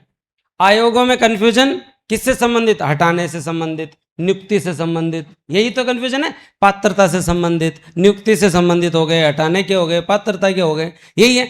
उस पे प्रॉपर कंपैरेटिवली शॉर्ट नोट्स, पहले तो शॉर्ट नोट्स तो बनाने ही चाहिए, फिर तुलनात्मक तरीके से भी कॉन्सेप्ट क्लियर होने चाहिए कि इन आयोगों का सबका अपॉइंटमेंट का ये है, इनका पात्रता का ये सिस्टम है, सदस्य संख्या ये है, इनमें से कौन सा वैधानिक है या नहीं है, संवैधानिक है, या कौन सा वैधानिक और संवैधानिक की दोनों ही नहीं है। ये भी होता है बहुत सारे। कुछ आयोग जैसे नीति आयोग है, ना तो कॉन्स्टिट्यूशनल है ना लीगल है। कॉन्स्टिट्यूशनल क्या होता है बताओ? हाँ, या तो संविधान में उल्लेख हो या संविधान में उल्लेख कर दिया जाए, जैसे कॉन्स्टिट्यूशनल अमेंडमेंट एक्ट के द्वारा उसका उल्लेख हो जाए। वैधानिक क्या होता है? जिसके लिए संसद में कोई अधिनियम पारित हो या विधानमंडल में कोई पारित अधिनियम हो, जैसे ह्यूमन राइट कमीशन के लिए एक्ट पारित है हमारे यहाँ, सूचना के अधिकार के लिए है। लेकिन कुछ कुछ ऐसे होते हैं जो मंत्रि परिषद के निर्णय से बना दिए जाते हैं, जैसे नीति आयोग है आपका। नीति आयोग ना तो कॉन्स्टिट्यूशनल है ना ही आपका वैधानिक है, ठीक है। अब वैधानिक को ही हम बोलते हैं सांविधिक, स्टैच्यूरी, है ना। लीगल को ही हम क्या बोलते हैं? स्टैच्यूरी। इनको कवर करो। उसके अलावा तुम हो नगर पालिका, तुम्हें बहुत अच्छी आती है, सिलेबस में पंचायती राज भी है ना। स्टेट पॉलिटी में हमेशा पंचायती राज भारी पड़ता है, नगर पालिका में। स्टेट पॉलिटी के अंदर कभी भी क्वेश्चन आया ना तो 80% चांस है कि वो पंचायती राज से बनाए, क्योंकि पंचायती राज की हिस्ट्री बहुत बड़ी है। नगर निकाय की हिस्ट्री इतनी बड़ी नहीं है। पंचायती राज की हिस्ट्री लंबी चौड़ी हिस्ट्री है, बहुत सारे कमीशन समितियां हैं बहुत सारी। तो उस टॉपिक को भी अच्छा करो, और इस तरीके से करने के बाद में प्रॉपर पीवाईक्यू लगाओ। पिछले 2 साल के पेपर अपने पास रखो, पीवाईक्यू जरूर लगाओ प्रीवियस ईयर क्वेश्चन की। अब अपनी जाके जो बुक तैयार हुई है तो 15 अगस्त को राजस्थान जीके की सारी किताबें आएंगी। हमने प्रीवियस ईयर क्वेश्चंस को थोड़ा सा, भाई प्रीवियस ईयर क्वेश्चन की पर्सन तो हम बदल नहीं सकते भाई, पर्सन तो वही रहेगा, उसका थोड़ा अरेंजमेंट बदला है इस तरीके से कि आरएस, पीएसआई, ईआरओ, एपी के अंदर आए हुए क्वेश्चंस अलग हैं। तो वो आपका जो लेवल 3 हो गया, वहां तक पहुंचने से पहले आप लेवल 2 के क्वेश्चंस पे चलो, लेवल 1 के क्वेश्चंस पे चलो, है ना। रीट में, सीईटी में यहाँ आए हुए क्वेश्चन, ग्रेड 1 में, 2 में जो आए हुए क्वेश्चंस है, फिर आरएस के क्वेश्चन। तो इस तरीके से उसका बाइफर्फिकेशन किया है, और वहां आप उनको पीवाईक्यू को बराबर लगाओ। पीवाईक्यू से आपको पता चल जाएगा कि मामला चल क्या रहा है। जैसे पीवाईक्यू आप देखोगे तो पीछे शायद 2023-24 में क्वेश्चन आया था कि अध्यादेश 2020 से 21 तक कितने जारी हुए हैं, संख्या आई थी। तो अब पेपर देने जाओ तो पिछले 3 साल के अध्यादेश की संख्या उस समय अपडेट करके जाओ, क्योंकि अब आप पेपर देने जाओगे तो आपसे कांग्रेस सरकार के टाइम के तो नहीं पूछे जाएंगे। वागड़े साहब जब से आए हैं, ये राज्यपाल, इनके टाइम में कितने ऑर्डिनेंस आए। अब ये चीज पीवाईक्यू से कवर होगी। पीवाईक्यू में आपने देख लिया कि ऐसा प्रश्न पूछा जा सकता है। और अब जैसे अभी चर्चा चली थी समितियों का गठन हुआ हाल ही के अंदर विधानसभा के अंदर। अब वो करंट को तो सब्जेक्ट में जोड़ लो, भाई करंट को अभी से देखो, तुम्हें तुम्हारा स्टेट भी है, नेशनल भी है, इंटरनेशनल भी है, तुम्हारे करंट अफेयर पूरा है। और पिछली बार बहुत खतरनाक करंट अफेयर आया था, दिए पेपर दे के उनको पता होगा। और अब उससे भी खतरनाक करंट अफेयर आ रहा है ना। मैं खुद पढ़ रहा हूँ, 2-3 जनों की टीम है प्रॉपर, इतना रिव्यू कर रहे हैं, उसके बाद भी मतलब हमारी 80-85% ही रेंज है ना। और हम अभी भी मतलब आज के टाइम पे जितनी भी क्लासेस चल रही हो, कोई पत्रिका आ रही हो, बूस्टर करंट अफेयर में अच्छा काम हमेशा से कर रहा है। मतलब सुजस तो मुझे लगता है कि सबसे पहला इंसान हो जिसने पढ़ाई होगी राजस्थान में। अगर ओल्ड वीडियोस में जाके देखोगे तो सुजस मेरे से पहले कोई 1-2 ही अगर होंगे जिन्होंने पढ़ाई होगी। आज भी जब सिलेक्टेड मिलता है सर सबसे पहले, अब सुजस में कम इसलिए पढ़ाता हूँ कि सरकार में सुजस आ नहीं रही, प्रॉपर नहीं आ रही। प्रॉपर आने का मतलब पहले सुजस में क्या होता था कि सुजस में करंट अफेयर के साथ हर महीने एक विशेषांक जुड़ता था कि इस बार प्रजामंडल विशेषांक। तो क्या गजब पीआरओ कंटेंट दिया करते थे, इतना गजब कंटेंट आता था उसमें। सिंचाई विशेषांक आ गया, जैसे जल विशेषांक आ गया, पर्यावरण विशेषांक आ गया, तो उसके साथ जीके भी बहुत अच्छा तैयार होता था। तो करंट अफेयर आप अब से, पुराना छोड़ो, जो पुराने में मेजर इवेंट क्या होते हैं, जैसे विकसित भारत जी राम जी विधेयक है ना, तो वो मेजर इवेंट है, वो पुराना नहीं होगा कभी भी। जैसे शांति विधेयक है परमाणु ऊर्जा का, वो मेजर इवेंट है, वो पुराना नहीं होगा, है ना। पद्म पुरस्कार है, तो अब पद्म पुरस्कार पुराने नहीं होंगे। पद्म पुरस्कार तो राजस्थान के तो कभी पूछ लेते हैं। वीरता पुरस्कार है ना। अपना जो फ्री ट्रेड एग्रीमेंट हुआ था जनवरी के अंदर ईयू के साथ, यूरोपीय यूनियन के साथ, वो पुराना नहीं होगा। सीपीए डब्ल्यूपीए जीडीपी के आधार वर्ष चेंज हुए हैं, वो पुराने नहीं होंगे। तो पुराने वाले में मेजर इवेंट, रामसर साइट बनी है ना, कोई टाइगर रिजर्व की बात है, तो वो तो पुराना होगा नहीं। और सबसे ज्यादा राजस्थान करंट अफेयर के पीछे मत पड़े रहो सारे टाइम। एक पोर्शन होता है जिसके अंदर हमें इसलिए पढ़ना है कि हम सबकी बराबरी कर सकें। तो राजस्थान करंट अफेयर इसलिए पढ़ना है कि सबके बराबर हमारे भी पर्सन सही हो सके। लेकिन आगे कौन लेके जाएगा, नेशनल इंटरनेशनल। तुम खुद बता दो बोले राजस्थान में सबसे कम लोग क्या पढ़ते हैं, नेशनल इंटरनेशनल। तो नेशनल इंटरनेशनल पे फोकस करो और करंट अफेयर को जो है वो मंथली जो तैयार करने की कोशिश करो। सब्जेक्ट के साथ रिलेट कर लो, खुद लिख सको तो बहुत बढ़िया है, या फिर पन्ने फाड़ फाड़ के अलग कर लो। राजनीति को पॉलिटी के साथ, पॉलिटी का रिविजन लग रहा है वहां राजनीति करंट अफेयर देख लिया। इको तुम्हारे सिलेबस में है नहीं, फिर आपका जो पर्यावरण का ये जो आपके पास है, ये ज्योग्राफी के साथ कर लो। पुरस्कार, सूचकांक, स्पोर्ट्स, इंटरेस्ट भी ले थोड़ा सा। जैसे इस बार कॉमनवेल्थ और ये हुए तो मैंने हर व्यक्ति की जो जायज स्टोरी थी वो बताई थी, कुछ शॉर्ट वीडियोज आए थे। इंटरेस्ट डेवलप होना जरूरी है किसी भी चीज कि अभी जैसे निवेश अनुकूलता सूचकांक आया है, तो अब निवेश अनुकूलता सूचकांक में हमारी रैंक ओवरऑल 10 है और बड़े राज्यों में 8 है। अब वो उसके 8 आधार है निवेश अनुकूलता सूचकांक, उन 8 आधार में भी रैंक है। अब इंटरेस्ट होगा ना, वो बच्चा तो जाएगा उन 8 आधार में क्या क्या रैंक है इंडिविजुअल, है ना। जैसे एमओयू में रैंक है 11वीं हमारी, और गहलोत साहब ने ट्वीट किया, देखिए सरकार केवल और केवल समझौते करने में है, समझौते धरातल पर उतर नहीं रहे हैं। आया था गहलोत साहब का 2-4 दिन पहले ट्वीट। तो वहां से आपको थोड़ा सा, कुछ लोगों को अगर आप फॉलो भी करें, सीएम साहब को हो गए, हमारे जो वो सीएमआर को आप फॉलो कर लो, है ना, डीआईपीआर को आप फॉलो कर लो, वहां से जो भी ट्वीट है उसको हाथों। अब जैसे 7 तारीख वाला जो मंत्रिमंडल की कल जो मीटिंग हुई थी, उससे जो जितने भी डिसीजन आए हैं ना, और उसमें 2-3 नीतियां, मैं कह रहा हूँ 2% पक्के हैं हर एग्जाम में। तो इंटरेस्ट डेवलप भी करो कि हाँ, अब जैसे मैं पढ़ रहा था तो जैस्मिन लेम्बोरिया के बारे में पढ़ रहे थे, तो थोड़ा सा केवल हम उतना ही पढ़ेंगे ना, जैस्मिन लेम्बोरिया ने जो वो पदक जीता 5-0 से जीता, बात खत्म, उससे काम नहीं चले। थोड़ी सी पृष्ठभूमि में जाओ, तो पृष्ठभूमि में जाने से वो काम में नहीं आएगी कि उनके दादाजी कैप्टन हवा सिंह जी के भी एशियन गेम में 2 पदक जीते थे, नहीं, वो काम नहीं आएगी, वो रिलेट करेगी, वो चीज को आपको भूलने नहीं देगी कि ये जैस्मिन लेम्बोरिया से संबंधित है। तो करंट अफेयर में ये आदत डाले कि मंथली थोड़ा थोड़ा जो है वो पढ़ो आप। मजा तो आ रहा है तुम्हें बूस्टर पे पढ़ के? ये तो बताओ, सारे ऑलमोस्ट हो तो बेच वाले ही ना? हाँ, कहीं पता।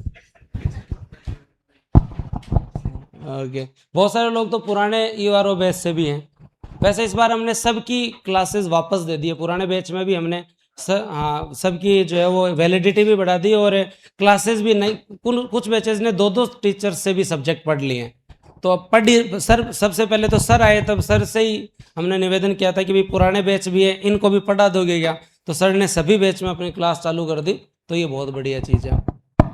एक गुरुजी वाला सब्जेक्ट राजस्थान इतिहास और कला संस्कृति, बहुत भारी सब्जेक्ट है ना, और इंटरेस्ट तो होना ही चाहिए सब्जेक्ट में। हिस्ट्री कल्चर बहुत ज़्यादा लो स्कोरिंग हो चुका है हर, हैं आपके होते हुए तो नहीं होगा। कविया जी को हम तो बहुत पहले से जानते हैं भाई, आज तो हम एज ए फैकल्टी मेंबर एक ऑर्गेनाइजेशन में हैं। सर को आपने कहीं ना कहीं सोशल मीडिया पे जो है वो ज़रूर देखा होगा, कवि सम्मेलन में ज़रूर देखा होगा। सर का एकेडमिक बहुत साउंड है, राजस्थानी भाषा से ही जो है वो एमए है सर खुद।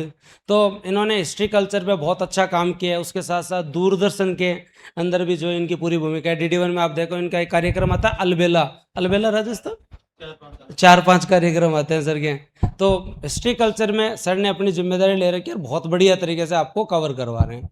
और तुम कोई तुम्हारी बात हो वो भी पूछो, मैं खुद ही खुद ज्ञान दे रहा हूँ। बताओ बताओ राज जी, ऐसे मीटअप करने चाहिए हम लोगों को टाइम टू टाइम। कुछ फर्क पड़ता है इनका? हमारे भी पड़ता था। मैं 11वीं क्लास में था, CLC में था मैं, तो जैसे ही मैं बॉस ही बोलते थे सरवण चौधरी जी को, वैसे हमारे मामा लगते थे वो। तो जैसे ही बॉस जो है वो कोई भी जो है वो मीटअप या सबको बुला के एक जगह मोटिवेट करते थे, तो हम 6 दिन बहुत पढ़ते थे भाई साहब, 10-10 12-12 घंटे। पर जो मतलब जो ढीठ थे, जो 6 दिन बाद में रुक जाते थे, तो केवल मीटअप से तो हैं संडे टू संडे, तो फिर बाद में आज सुबह से कोई क्लास नहीं हुई, अब शाम को जाके भी नहीं होगी। टफ होता है ऐसे ऑनलाइन में, फिर इस कैमरे को पढ़ना बहुत ज़्यादा टफ होता है। यहाँ पर अपन पिछले 1 घंटे से हैं, पता नहीं चल रहा। एक उस स्टूडियो के अंदर इस कैमरे को और हर व्यक्ति के कमेंट को देखना और उस पर रिएक्ट करना, वहाँ पढ़ाना थोड़ा सा चैलेंजिंग होता है। हम जब ऑफलाइन पढ़ाया करते थे तो हमें लगता था कि ऑनलाइन पढ़ाना वाहियात काम है। पहले ही हमें लगता था जनरली हम लोगों को, जब हम लोग यहाँ इस फील्ड के अंदर, मैं सारी कोचिंगों में पढ़ाया हुआ हूँ क्योंकि मेरा खुद का सिलेक्शन हुआ नहीं था, तो पहले मैं सेमिनार लेने जाता था। ठीक है, और रैंक तो ऐसी थी कि ज्ञान तो क्या ही दें, लेकिन फिर भी बच्चे राजी रहते थे मेरे सेमिनार में। 2016 में 534 रैंक थी, तो फिर मेरे को कोचिंग वाले सेमिनार के लिए बुलाते थे कि आप ठीक है, बोलने में ठीक हो, आ जाओ आप। तो मेरे को हर बार एक बुके दे देते थे और एक भगवत गीता। अब उनको पता नहीं कि मैं इंजीनियरिंग में केवल ही महाभारत देखता था, या तो IPL देखा है मैंने, या महाभारत देखा है। और अब तो महाभारत पूरी आ गई। हम तो उस समय लाइव देखते थे, जो स्टार प्लस पे आते थे पार्थ, तो हमें तो जो भ्राता शरीर सारे डायलॉग पहले से ही याद थे। तो एक सीजन तो IPL का फिक्स रहता था। सहवाग वाले एरा के अंदर IPL देखते थे, या महाभारत। तो उन्होंने मेरे को पास 2-3 बार हर सेमिनार में बुलाया, गुलदस्ता। अब वो इतना सा रूम जिसमें 3 जने रह रहे हैं, अब उसमें कहाँ तो भगवत गीता का सम्मान करें और उसके साथ साथ गुलदस्ते कहाँ रखें। तो मैं कहा साहब कोई क्लास व्लास दे दो तो रोजगार चले, ये मेरे को आप और तो रहने दो एक बार। तब फिर मैंने पढ़ाना चालू किया। तो हर कोचिंग में मैंने यहाँ पर उस समय ऑफलाइन मिशन चला करता था, राजपूत विकास परिषद में RS के, क्योंकि उस समय ये चैलेंज मेरे सामने ये था कि मैं केवल RS को पढ़ाता था और केवल RS के अंदर कोचिंग थी नहीं यहाँ पर। तो सबके पास 1-1 2-2 बैच हुआ करते थे। तो एक बैच पढ़ाने के लिए पहले यहाँ यूथ पाठशाला में, फिर सामने क्लाइमेक्स हुआ करती थी, रतन जी विश्नोई सर पढ़ाया करते थे, तो वहाँ पे मैंने पब्लिक एड पढ़ाया। फिर गीतांजलि में इकोनॉमी पढ़ाया। फिर राजपूत विकास परिषद में खातीपुरा के अंदर पढ़ाया गया था। फिर SMS राजपूताना में जाके पढ़ा गया था। तो ऐसे करके मैं 4 क्लास लेने जाता था, 4-5 तो लगभग 100 किलोमीटर मोटरसाइकिल चलाता, घूम घूम के पढ़ाता था। फिर बाद में जाके अनअकैडमी का भला हो, गरीबी निवारण में बेहतरीन योगदान दिया। ठीक है, तो ये रहा। तो ये है, आप अपने सब्जेक्ट्स पे बढ़िया फोकस। मैं आपको इस चीज़ से आश्वस्त कर सकता हूँ कि बूस्टर पे जो आपको कंटेंट मिलेगा वो बहुत शानदार मिलेगा। फैकल्टी में हम आपके ऊपर कोई प्रयोग नहीं करेंगे, ये हमेशा से रहा है। RS के अंदर भी हमने वो फैकल्टी दी है जिसने RS को कम से कम 5-7 साल पढ़ाया है, इतना उनका अनुभव है। प्रयोग का शिकार नहीं है, कर सकते हैं। हमारे पास बहुत सारे हमारे स्टूडेंट्स हैं या टॉपर्स हैं, आते हैं, है ना, और मतलब डिस्कस भी होता है कि हम पढ़ा लें। मैं जनरली ये कहता हूँ कि आप टेस्ट डिस्कशन या मेंटरशिप में ठीक है, टीचिंग वाले में आने के अंदर 3 से 4 साल में एक बेहतर टीचर बनता है। तो वो जब तक बेहतर बने तब तक वो 3-4 साल वाले बच्चे क्या करें, प्रयोग का शिकार हो गए ना। वो कोई भी व्यक्ति जो है वो नया हो सर, भाई आज आपको जो है 10-12 साल हो गए, लगभग जो है वो 7-8 साल मेरे को हो गए पढ़ाते हुए। तो पढ़ाने के अंदर रात दिन का अंतर होता है। आप मेरा पुराना नगर पालिका अधिनियम देखोगे, आज से 4 साल पहले पढ़ा है, और आज वाले में देखो, आपको मैच्योरिटी में अलग ही लेवल का पता चलेगा। टीचर के पास धीरे धीरे अनुभव आता है अगर वो मेहनत करता रहता है। तो वो भाई कोई बच्चा ट्रस्ट करके बूस्टर पर आए और मैं अगर उस पर प्रयोग करूं तो फिर बाद में तो ये तो गलत बात है, फिर तो विश्वास खत्म हो जाएगा।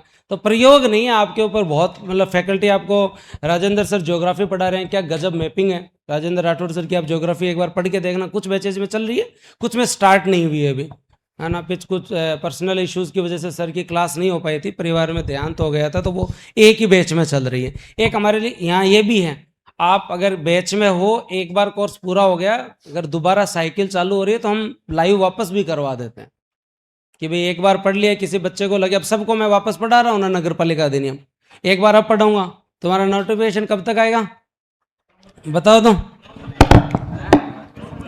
नवंबर में आ जाएगा। मैंने तो बताया, मैं तो प्रेडिक्शन तो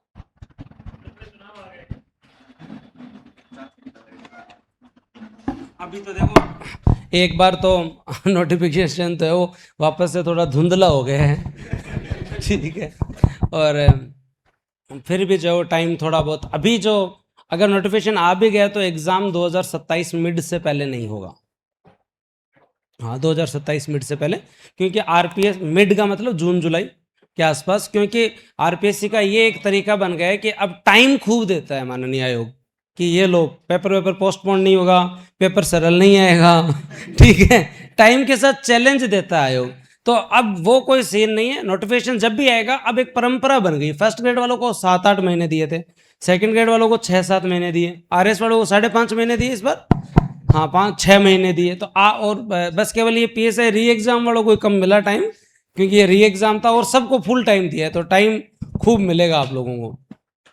पर मेरा ये कहना है कि अभी से स्टार्ट करो, नगर पालिका अधिनियम को हम लोग अक्टूबर तक पूरा कर लेते हैं, फिर उसको रिवीजन में लगा लो, उसका एक टेस्ट देते रहो संडे संडे, और उसके बाद में अपना अगला गोल स्टार्ट कर दो, जिस भी गोल के लिए लगे है वो। मतलब आरएस प्री अपना गोल होगा। आप में से किस किस का सही से बताओ, आरएस प्री की तैयारी कर रहे हो? आप में से कौन कौन अगले वाले पीएसआई के लिए भी तैयार है? पीएसआई की तैयारी करने वाले भी हो कुछ लोग। भाई जो भी आपका एग्जाम है, चाहे टीचिंग भर्ती की तरफ जाना चाहो, जिसकी भी तरफ जाओ, नगर पालिका अधिनियम को मजबूत कर लो। ये कोर सब्जेक्ट जीके के अंदर वहां आपके काम आएंगे, इनको रिवीजन में रखो, फिर चाहे कोई भी आपकी वैकेंसी है वो आप आराम से दो। एक ऑफलाइन टेस्ट सीरीज का हम सोच रहे थे ईयूआरओ की, है क्या इच्छा आप लोगों की? वो लंबी चलाएं या छोटी चलाएं पहले तो ये? तो लंबी टेस्ट सीरीज चलाने का मतलब तो ये कि आप लोगों के लिए एक ऐसी टेस्ट सीरीज हो जिसमें टॉपिक वाइज ही टेस्ट सीरीज हो, पर वो ऑफलाइन ही चलाए तो बढ़िया, ऑनलाइन में तो वो कोई मतलब। देखो ऐसे तो आपकी बैच में टेस्ट सीरीज मिल रखी है, वो तो मतलब हमारी तरफ से जो है वो निःशुल्क है, वो हमने हर बैच के लिए टेस्ट सीरीज बना के रखते हैं, वो भी बढ़िया है। लेकिन एक ऐसी टेस्ट सीरीज जो आपके हम जैसे पढ़ा रहे हैं उसके अनुसार चलती रहे, मतलब हमारी क्लासेस चल रही हैं हर के अंदर, तो उस तरीके से एक एक सब्जेक्ट चलता रहे, तो वैसे टेस्ट सीरीज का प्लान कर रहे हैं। पर दिन शनिवार का ही है हमारे पास, क्योंकि एक ही सेंटर है, रविवार खाली नहीं है ना। तो शनिवार का अगर आप लोगों का डिसाइड हो तो अपन एक टेस्ट सीरीज ऑफलाइन स्टार्ट कर लेते हैं। ऑफलाइन टेस्ट सीरीज में 25 एक मतलब 6 महीने का प्लान करके चल लेते हैं। मतलब अपन चालू करें अगस्त से लेकर और लगभग जो जनवरी तक का टारगेट लेके चलें, और उसके अनुसार हम आपको कंटेंट भी, मतलब किताबें तो आ ही रखी है आपकी, है ना, और उसके अनुसार हम आपको शेड्यूल देते हैं और उसके अनुसार हम आपको पढ़ाते हैं। बताओ होनी चाहिए क्या टेस्ट सीरीज? तो उसके अंदर पे डिस्कशन भी होना चाहिए। हाँ ये बहुत टेस्ट सीरीज में समझ दोनों काम ही हुई है, डिस्कशन कौन करवा है, फिर हमें ही करवाना पड़ता है। तो टेस्ट सीरीज का अपन एक प्लान कर लेते हैं जिसमें सेगमेंट कर लेंगे कि भाई इधर से राज्यपाल का टॉपिक ले लिया, वहाँ से फंडामेंटल राइट ले लिया, लोक संत संप्रदाय ले लिए, इतिहास में एक कोई डायनेस्टी ले ली हमने, ठीक है, उधर से इंडियन पॉलिटी हो गया, नगर पालिका में एक अध्याय ले लिया, एक योजना ले ली। तो मैंने जैसे दूसरा अध्याय, एक मेरे ऊपर भी प्रेशर रहेगा फिर कि अपने को करवाना है, टेस्ट का सिलेबस भी होना चाहिए। तो एक टेस्ट सीरीज हम स्टार्ट करते हैं। और कुछ सुधार करना हो ऐप के अंदर तुम्हारे अनुसार, वो एक फीचर तो बनाया था बूस्टर संवाद वाला, मेरे को मैसेज करने पैनल पीडीएफ कब मिलेंगे मतलब हाँ, मैंने 2-4 को तो रिप्लाई भी किया, उसमें मैसेज बहुत आ रखे थे। फिर मैं ये तो भारी काम है, संवाद तो ठीक है, कोई नॉर्मल क्वेरी हो, कोई चीज़ नहीं समझ में आई हो, वो टे पैनल पीटीएफ का मिले। एक जना मेरे से उसमें सिलेबस पूछ रहा है, ईओ का सिलेबस क्या होता है, पेपर कब तक होगा। तो आप लोगों के लिए एक टेलीग्राम ग्रुप बना दे अलग से ईओ के लिए, वो मेरे हिसाब से ज़्यादा बेहतर रहेगा। उसमें हम आपसे देखो, आपस में संवाद तो केवल हमारी तरफ से ही हो सकता है, क्योंकि हम उसको चैट को ओपन कर देंगे ना तो मतलब भारी हो जाएगा वो, फिर बाद में लॉ एंड ऑर्डर मेंटेन नहीं होगा, है ना। पर एक प्रॉपर आपका एक ईओ का जो है वो ग्रुप बन जाए, जिसके अंदर ईओ से रिलेटेड 1-2 मेंटर रह जाएं। मेंटर की बूस्टर के पास कोई कमी नहीं है, तुम बताओ कितने टॉपर बुलाने हैं, है ना। एकमात्र कोचिंग है जो 10-10 पे 20-20 टॉपर को बुला सकती है ना। आप बोलोगे मैं उसको बुला दूंगा, ठीक है, जो बूस्टर से जुड़ा हुआ हो। बूस्टर से जुड़ा हुआ हर अभ्यर्थी है ई और आरएस के अंदर, हम रीच आउट नहीं करते हैं बहुत बार। अगला अपने किसी हितों की वजह से भी नहीं आ पाता है कि किसी दूसरी संस्था से कमिटमेंट हो गया हो, यहाँ पे पढ़ा हुआ हमसे हर व्यक्ति है। ये आज कोई है क्या जो ईओ में हमसे नहीं पढ़े, आरएस में करंट नहीं पढ़ा गया, हो ही नहीं सकता। हर विद्यार्थी कहीं ना कहीं हमसे जुड़ा हुआ है। और ईओ के अंदर तो एक सबसे बड़ी समस्या ये थी, आरएस के अंदर तो इंटरव्यू देना आया तो हर स्टूडेंट का रिकॉर्ड है, ईओ में पता ही नहीं कौन पढ़ा हुआ है। रिजल्ट आ गया भाई साहब, रिजल्ट आ गया, और फिर बाद में जो मेरे नंबर नहीं होते बच्चे के पास पर्सनली, मुझे अब क्या करे भाई, रिजल्ट आ गया, 1 घंटा हो गया यार, 2-3 जनों के मैसेज आए, मुझे पढ़ाया इतना गजब था, क्या हुआ, सिलेक्शन हुए नहीं हुए। हाँ, फिर बाद में धीरे धीरे आने लगे। तो बाद में आप अब भी 30 से 35 के तो वीडियोस पढ़े, अमीलाल, चिरंजी लाल, सुलेखा जी, प्रियंका जी, रीना जी, ठीक है, आपको बहुत सारे तो वीडियोस पढ़े यूट्यूब पे, आप जाके देखना। तो हम ट्राई करेंगे जो जयपुर में 2-3 टॉपर हैं यहाँ पर, वो आपके उस ग्रुप के अंदर और आपके टेस्ट सीरीज में आपके साथ अलाइन हो जाएंगे। उनको इतना टाइम तो नहीं मिलेगा कि वो आपको करवा दे कुछ, पर वो होता है ना कि मतलब अंधेरे में खंबा भी हाथ लग जाए तो ठीक है कि सहारा है, तो टॉपर का उतना ही सहारा होता है बस, आप लोग जो उतना ही विश्वास कर सकते हो। तो हम सुलेखा जी हैं यहाँ पर, जो है वो अभिषेक है, 2-3 लोग हैं यहाँ पर, जो कृष्ण यादव जी हैं जो रैंक 7 हैं। तो उनसे हम निवेदन करेंगे कि वो आप लोगों को जो है वो टेस्ट सीरीज के अंदर, और आपको जब भी कोई डाउट हो उस ग्रुप के अंदर, उनको भी अपन इंक्लूड कर लेंगे। हाँ, अभी मैं आया था, मैं सोचा क्या बात है, कोई ट्रैफिक की वजह से दिक्कत है, ये क्या मामला है, क्या हुआ। मुझे पता, मैं आ रहा था तो मैंने देखा भी नीचे कैसे कौन सा महकमा आया हुआ है यहाँ पर, तो फिर पता चला कि भाई स्टूडेंट ही आए हुए हैं। बहुत बढ़िया। और बताओ, कोई डाउट है तुम लोगों को, कोई बात पूछनी हो इस एग्ज़ाम के बारे में, बस तुम्हें मिलना था, तुम आ गए। और है, हाँ, वो मतलब डिले थोड़ी सी है अभी, पिछले 1 महीने से तो उसके ऊपर कोई चर्चा भी नहीं है, बीच में थोड़ी बहुत चर्चा चली थी। तो अभी भी मुझे लगता है कि अब तो जो भी होगा वो इलेक्शन के बाद ही होगा, तो थोड़ा बहुत तो टाइम और रखो। जॉब में रहते हुए तैयारी, देखो पहले तो ये मान के चलो, मैम एक बार आप बैठो, मैं आपका क्वेश्चन लूँगा। जॉब में रहते हुए जो लोग तैयारी कर रहे हैं, वो पहले तो ये समझो, जो जॉब नहीं लगे हुए ना, वो भी इतनी तैयारी नहीं कर रहे हैं। ठीक है। वो वो भी जो है वो मतलब जो फुल रेस्ट कर रहे हैं। तो जॉब में रहने वाले, क्योंकि 8 अगर 6-7 घंटे आप पढ़ लेते हो ना, तो फिर लास्ट टाइम में 1 महीने छुट्टी ले लो, 2 महीने छुट्टी ले लो। जॉब में रह के जो तैयारी कर रहे हैं ना, उन लोगों को या तो ब्रह्म मुहूर्त पकड़ लेना चाहिए, फिर या वो रात के कीड़े बन जाएं, दोनों में से एक उन्हें स्वीकार करना पड़ेगा कि आप या तो सुबह 4 बजे उठकर 8 बजे तक की एक शिफ्ट लगा दो। सुबह की जिसने एक 4 घंटे की शिफ्ट लगा दी ना, तो इसका मतलब होता है कि पावर प्ले में रन बना लिए, तो अब तो 200 के पार तो जाएंगे भाई। 6 ओवर में 90 बन गए ना, तो फिर इसका मतलब क्या, अब तो 200 स्कोर हो जाएगा। अपन नहीं चले तो मिडिल ऑर्डर वाला मार जाएगा, कोई लट घुमा देगा, 200 पहुंच जाएंगे। तो शुरुआत अगर जैसे मैं जिस दिन सुबह 4 घंटे पढ़ा देता हूँ ना, तो मेरे को कोई टेंशन नहीं रहती है, शाम को क्लास हो या नहीं।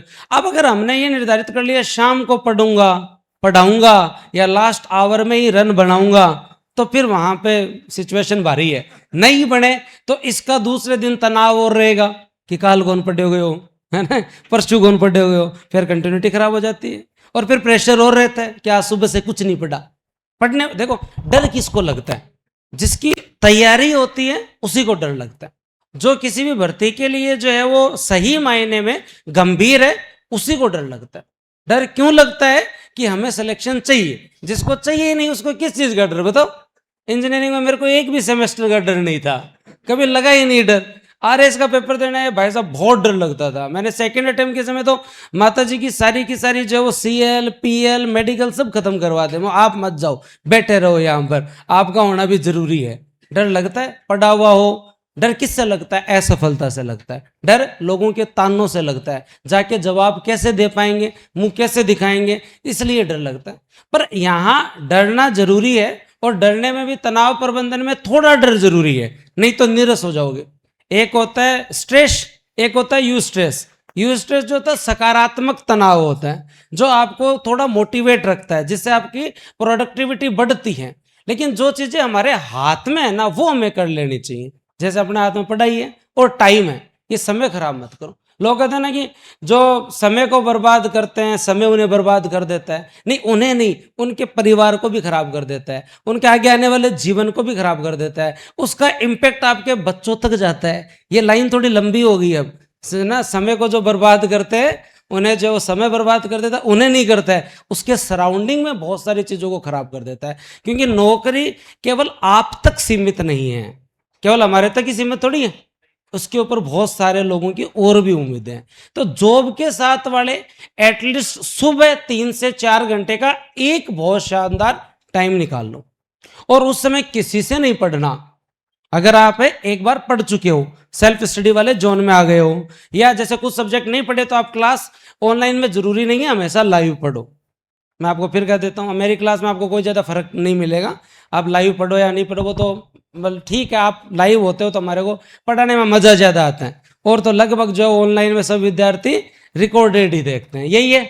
आप में से भी 80% जो है वो रिकॉर्डेड ही देखते हो, ठीक है। हमें ये आदत पड़ी हुई कि हम लाइव ज़्यादा पढ़ाते हैं। बूस्टर में हर बैच लाइव ही चलता है। आप जो है वो अगर स्टार्टिंग फेज में हो तो अपने जो सबसे टफ सब्जेक्ट्स हैं, जो आपकी रेंज में नहीं है, उनको सुबह 3 घंटे लगाओ। जो आपकी रेंज में है उनको सेल्फ स्टडी में लो। जॉब के साथ टाइम मिले तो ठीक है, आने जाने में, आप जब भी गाड़ी में जा रहे हो, ट्रेवल कर रहे हो, आप पढ़ो। और जैसे ही जॉब से आए, एक पावर नैप आधे घंटे की लो। आधे घंटे की नींद बहुत जरूरी है।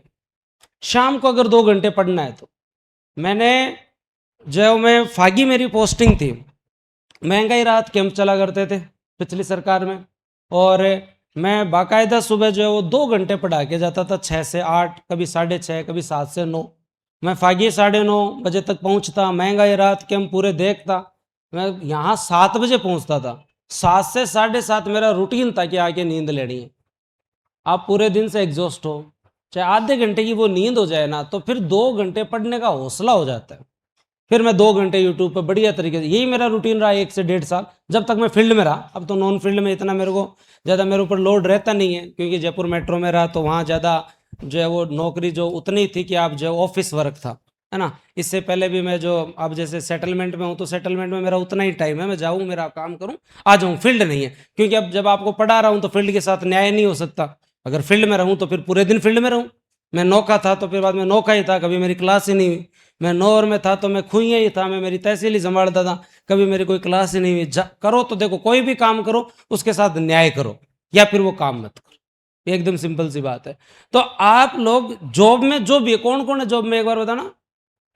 हाँ, जॉब में बहुत सारे लोग हो। जॉब में जो भी हो ना, सुबह 2 से 3 घंटे या 3 घंटे फिक्स ये आदत डाल लो। जहाँ काती नाण में महिला कौन खड़ी हुई है 4:30 बजे, 4 बजे सर्दियां हुआ ना सर, 4 बजे काती नहाने वाला टाइम, 4 बजे उठो भाई साहब, 8 बजे तक लगाओ।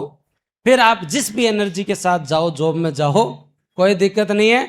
वहां आपको अगर टाइम मिले, वैसे कुछ जॉब ऐसी होती है जहां थोड़ा बहुत टाइम मिल जाता है, अगर नहीं मिले तो कोई बात नहीं, आके शाम को पावर नैप ली, फिर बढ़िया तरीके से पढ़ाई करो। तो आपने निकाल लिए 6 घंटे। अब जो आपके साथ जो कंपटीशन में है वो उठेगा 10 बजे, है ना, क्योंकि वो वैसे ही 2 बजे तक रील देख रहा था ठीक है, तो वो वैसे ही, ये देख लो तो लगभग सारे लेट उठने वाले हैं या लेट सोने वाले हैं, तो वो 10 बजे तो उठेगा। और उसके बाद में जो है वो उसके और बहुत सारी जिम्मेदारियां हैं भाई। जो जॉब में जिसके शादी हो गई उसके कोई भटकाव तो है ही नहीं, जीवन में कोई व्यवधान तो है ही नहीं, उसको किसी कोई औपचारिकता में तो जाना ही नहीं है। वो भी उठ के अगर 1 घंटे भी फोन नहीं देखे तो कोई फर्क नहीं पड़ता, है ना। लेकिन सामान्य आदमी अगर उठ के 1 मिनट भी फोन नहीं देखे तो समस्या है। सुबह भी उसको एक प्रॉपर जैसे अटेंडेंस होती है वैसे अटेंडेंस भी देनी पड़ती है, चाहे वो मैसेज ही हो बोले, तो उसके अब वो भी बिजी है। तो जितना तुम्हारे पास समय नहीं है ना, उतना वो बिना जॉब वाला खराब कर रहा है। तो ज्यादा कोई फर्क नहीं पड़ेगा। 6-7 घंटे अगर कोई निकाल रहा है बहुत बढ़िया। लास्ट के टाइम में छुट्टियां लो, लास्ट 2 महीने छुट्टियां लो, और अपने जो भी उच्च अधिकारी है उनसे बना के रखो। 2 महीने की ईओएल ले लो, सीएल पड़ी है, पीएल जोड़ सको तो वो ले लो। निवेदन से सब कुछ मिलता है, जबरदस्ती से जीवन में कुछ नहीं मिलता। छुट्टियां हमारा अधिकार नहीं है, हमें लेनी पड़ती है। अभी मैंने 18 दिन की छुट्टियां ली हैं, मैं कब से लेने की कोशिश कर रहा था, नहीं मिली, है ना। अब जाके मेरे को सैंक्शन हुई है तो मिलेगी, तभी मिलेगी। तो छुट्टियां लो, लास्ट 2 महीने अच्छे से लगाओ, यही है जॉब वालों के लिए। और कोई दिक्कत हो बताओ।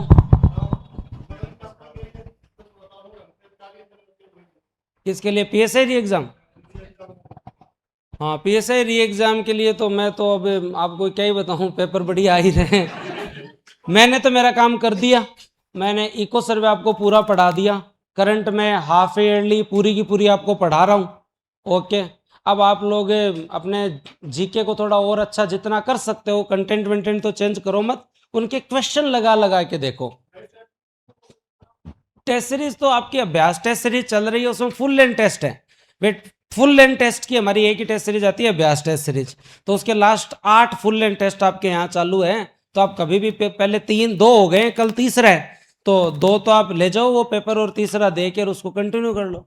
अब कंटेंट वेंटेंट तो ज़्यादा चेंज मत करो, अब तो पोटेंशियल जो टॉपिक्स हैं उन पे फोकस करो, और जिन टॉपिक्स को बहुत बार रिवीजन कर लिया उनके क्वेश्चंस लगाओ। और ये जो रिवीजन अभी का है, इस रिवीजन को डिटेल से करो। क्या होता है कि हम एग्जाम के 1-1.5 महीने पहले हैं, और अगर 1-1.5 महीने पहले भी अगर हम वो भारी भयंकर स्पीड वाले मोड में आ जाते हैं ना, ये भी घातक है। वो क्या घातक है, हम सोचते हैं जल्दी करना है, जल्दी करना है, जल्दी करना है, बाद में देख लूंगा, जल्दी से रिवीजन करता हूं। ये काम होता है लास्ट के 10-15 दिन का। अभी वाला जो रिवीजन लगा रहे हो ना, अभी आपके पास टाइम है कि एक सब्जेक्ट में 3-4 दिन रुक सकते हो, 3 दिन सब्जेक्ट को दे सकते हो, तो अभी अच्छी चीज है। और फिर बाद में लास्ट में स्पीड वाले रिवीजन रखना ही है आपको। और एक चीज हमेशा याद रखें कि हर चीज को खुद करने का प्रयास ना करें। व्यक्ति की अपनी क्षमताएं होती हैं।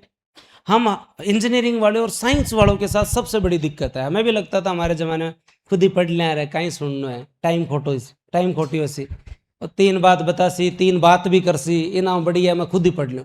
हम हर चीज को खुद पढ़ सकते हैं पर याद नहीं कर सकते। हमारा जो दिमाग जो है ना, मेमोरी का टॉपिक है हमारे, अब तो हट गया आ रहा है इसमें से। तो उसमें मेमोरी जो फीड होती है ना, एक तो देखी भी होती है और एक पढ़ी भी होती है, या तो चित्रात्मक या ध्वन्यात्मक, 2 ही प्रकार की मेमोरी होती है। कोई भी चीज लॉन्ग टर्म मेमोरी में तभी जाती है जिसे या तो देखा जाए या उसे सुना जाए, और इसी को हम लोग बार बार चैलेंज कर रहे हैं कि हम कुछ सुनेंगे नहीं फिर भी लॉन्ग टर्म मेमोरी में चला जाएगा, नहीं जाएगा। आपके जो सब्जेक्ट अच्छे हैं वो आप सेल्फ स्टडी में लगा लो भले, कुछ सब्जेक्ट के साथ जबरदस्ती ना करें कि जो है वो मैं ही इसे पूरा पढ़ लूंगा। टीचर का अपना स्पेशलाइजेशन है, हो सकता है कि स्टूडेंट टीचर से भी अच्छा कर सकता है, लेकिन टीचर आपको बेसिक से अच्छा एक बार करवा सकता है, और वो आपको फिर उसके लिए आपके जो एफर्ट है वो थोड़े कम हो जाएंगे। आप खुद नगर पालिका अधिनियम कितनी बार ही पढ़ लो भले, एक बार मैं आपको सरल और सहज करके बता दूंगा, याद करने की फिर क्षमता आपकी है। साइंस वालों के साथ दिक्कत है, मैं ही पढ़ ले शिवन, ये भी मैं ही कवर कर लूंगा, ये भी मैं ही कवर कर लूंगा, ये भी मैं ही कवर कर लूंगा। सब कुछ खुद कवर करने के चक्कर में उस सब्जेक्ट का टेस्ट नहीं पकड़ पाते हैं, है ना। उस सब्जेक्ट का लहजा, उस सब्जेक्ट की वोकेब नहीं पकड़ सकते अपन, क्योंकि हम जनरलाइज पढ़ रहे हैं ना, हमें उतनी डेप्थ नहीं है। टीचर की आजीविका है वो, तो उसे उस सब्जेक्ट के साथ न्याय करना पड़ेगा ना। वे सर आज राजस्थान इतिहास कला संस्कृति पढ़ा रहे हैं, मैं पॉलिटी पढ़ा रहा हूं, तो आज आप हमें इन सब्जेक्ट की वजह से ही तो जान रहे हो ना। और अब तो ये हो गया ना कि क्वेश्चन आने चाहिए। पहले तो क्या इस फील्ड में अकाउंटेबिलिटी नहीं थी कि पढ़ाया तो पढ़ा दिया जी बस बहुत है, क्योंकि कंपटीशन नहीं था फील्ड में। कंपटीशन नहीं होता तो अकाउंटेबिलिटी कोई मांगता ही नहीं है। अब अकाउंटेबिलिटी है कि तुम पेपर के जस्ट बाद में देखोगे बूस्टर के कंटेंट से कितने % आए, मेरे पढ़ाए हुए में से कितने % आए। तो अब हमें भी उतना ही एफर्ट लगाने पड़ते हैं कि कंटेंट में से प्रश्न आए। किताब से रह जाए तो वो चीजें क्लास से आए, क्लास या किताब में कवर नहीं हुई तो वो टेस्ट में से आए। यही तो होता है ना multiple layer air defence system. यही तो ना अपना सुदर्शन चक्र क्या है, ऐसे ही तो काम करता है सुदर्शन चक्र। कुछ जो है वो आकाश मिसाइल से रोक लेते हैं तो कुछ दूसरी मिसाइल से रोक लेते हैं। तो मल्टीपल लेयर डिफेंस सिस्टम आप भी रखो अपनी तैयारी के अंदर, और हर चीज को केवल खुद ही करने की कोशिश मत करो। थोड़ा थोड़ा जो है वो सुनो, कुछ सब्जेक्ट्स को जो है वो टीचर के भरोसे छोड़ो और फिर रिवीजन में अपने आप लगा लो। और किसी का कोई डाउट हो तो?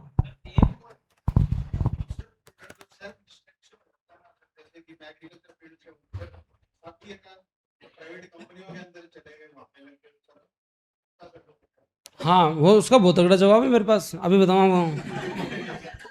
मैंने इंजीनियरिंग करी और हमारे दौर के अंदर जो है वो सारे के सारे लोग एसएससी में सेट हो गए, है ना, या बैंक में पीओ बन गए हमारे दौर में जितने भी लोग।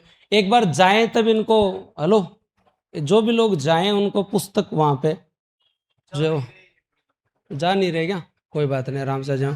हाँ वापस, हाँ। हम्म।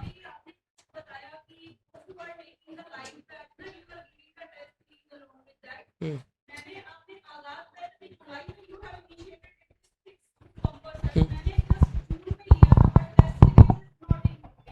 हाँ, करवा देंगे उस बैच में भी। टेस्ट सीरीज हम सभी बैचेज में अपलोड करवा रहे हैं, जिसमें 9 सेक्शनल टेस्ट है और 6 आपके फुल लेंथ टेस्ट है।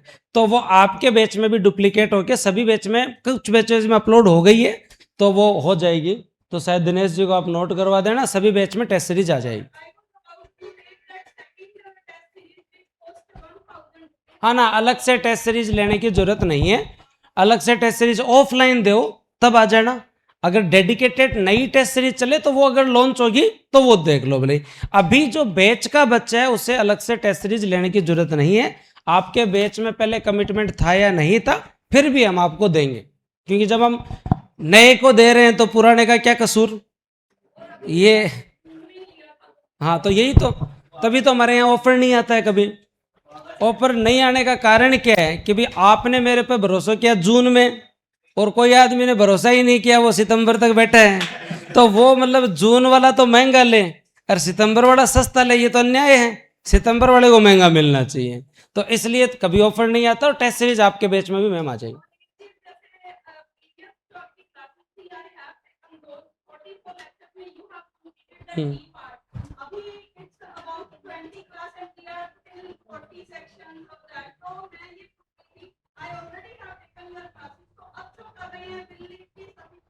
आपने पुरानी पढ़ी हो तो आपको पता चला होगा कि इस बार बहुत ज्यादा डिटेल से चल रहा है। हाँ, नहीं ज्यादा हो रहा है, अच्छा हो रहा है। इनमें अंतर है दोनों में। हाँ, तो मतलब अभी हमारे पास क्या टाइम है, जो पहले की जो क्लासेस हैं वो क्लासेस उस एग्जाम की उस समय की डिमांड के अनुसार थी, और वहां से सारे क्वेश्चन बैठ गए थे। एक भी क्वेश्चन बाहर नहीं गया था दोनों बार, ठीक है। एक कोई योजना का क्वेश्चन था शायद करंट से रिलेटेड, उसमें जरूर, और 39 क्वेश्चन बैठ गए थे दोनों बार। तो अब मैं आपसे यही कहूंगा कि भाई वो उस समय की डिमांड थी। मैं हमेशा पढ़ाता हूं, तो आप जैसे मेरी यूट्यूब पे क्लास देखोगे उससे अच्छा आपको इस ऐप की दिखेगी, जिसमें थोड़ा और मैंने 6 महीने बाद में अच्छा किया उसमें। इस बार मैं थोड़ा और अच्छा पढ़ा रहा हूं। अगर आपके पास समय है पर्याप्त, तो आप दिन में 1 घंटा नगर पालिका अधिनियम के रखें। हल्की फुल्की 4 धारा में करवाता हूं, 4 से 6 धारा से ज्यादा मैं नहीं कराऊंगा। आगे ऐसा आएगा कि एक दिन के अंदर 10-10 धाराएं भी होंगी, है ना। तो आप ये मत चलो 100 से ज्यादा आवर्स नहीं होंगे, 70 से ज्यादा क्लासेस नहीं होंगे। राज्यपाल की क्लास हमेशा ही 12 होती है, और पूरे पॉलिटी की क्लास 52 होती है। पर जो 12 तक टिक पाता है वही आगे वाले का मजा लेता है। बहुत सारे लोग ज्यादा देख के शुरू में ही कह नहीं, इससे अच्छा तो इतनी कब पढ़ेंगे डिटेल, क्योंकि राज्यपाल में आगे सब कुछ कवर हो रहा है। शुरू में हम नहीं भाग सकते, आप देखो, क्योंकि हो सकता है किसी, देखो आईक्यू में तो कोई ज्यादा अंतर नहीं होता है, पर मैच्योरिटी में अंतर होता है। आप में मैच्योरिटी है कि आप कम क्लासेस से भी काम चला सकते हो, कोई एकदम ही बिगनर है तो उसको और डिटेल से चाहिए ना, उसको भी साथ लेके चलना पड़ेगा हमें तो एज ए ऑर्गेनाइजेशन। तो इसलिए आप लोग जो है वो, अगर टाइम है तो आप मेरे हिसाब से, मेरे कहने पे इस बार पढ़ के देखो, इस बार और अच्छा लगेगा वो।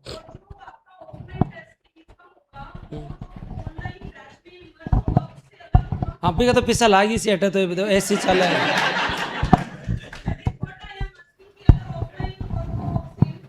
नहीं नहीं नहीं नहीं, सेम तो कुछ होगा ही नहीं। टेस्ट में तो सब कुछ अलग होगा। अगर टेस्ट सीरीज नहीं आएगी तो रिपीटेड क्वेश्चंस नहीं होंगे, उन क्वेश्चन से क्वेश्चन नहीं उठाए जाएंगे किसी भी कंडीशन में। वो पूरी अलग टॉपिक वाइज टेस्ट बनाएंगे, और वो भी आपकी सहमति से कि आप लोग आने के इच्छुक हो, तब हम टीम को इसमें इन्फ्यूज करें। मैं फिर बता देता हूं, ऑफलाइन टेस्ट सीरीज प्रॉफिटेबल नहीं है किसी भी कंडीशन में। क्यों नहीं है?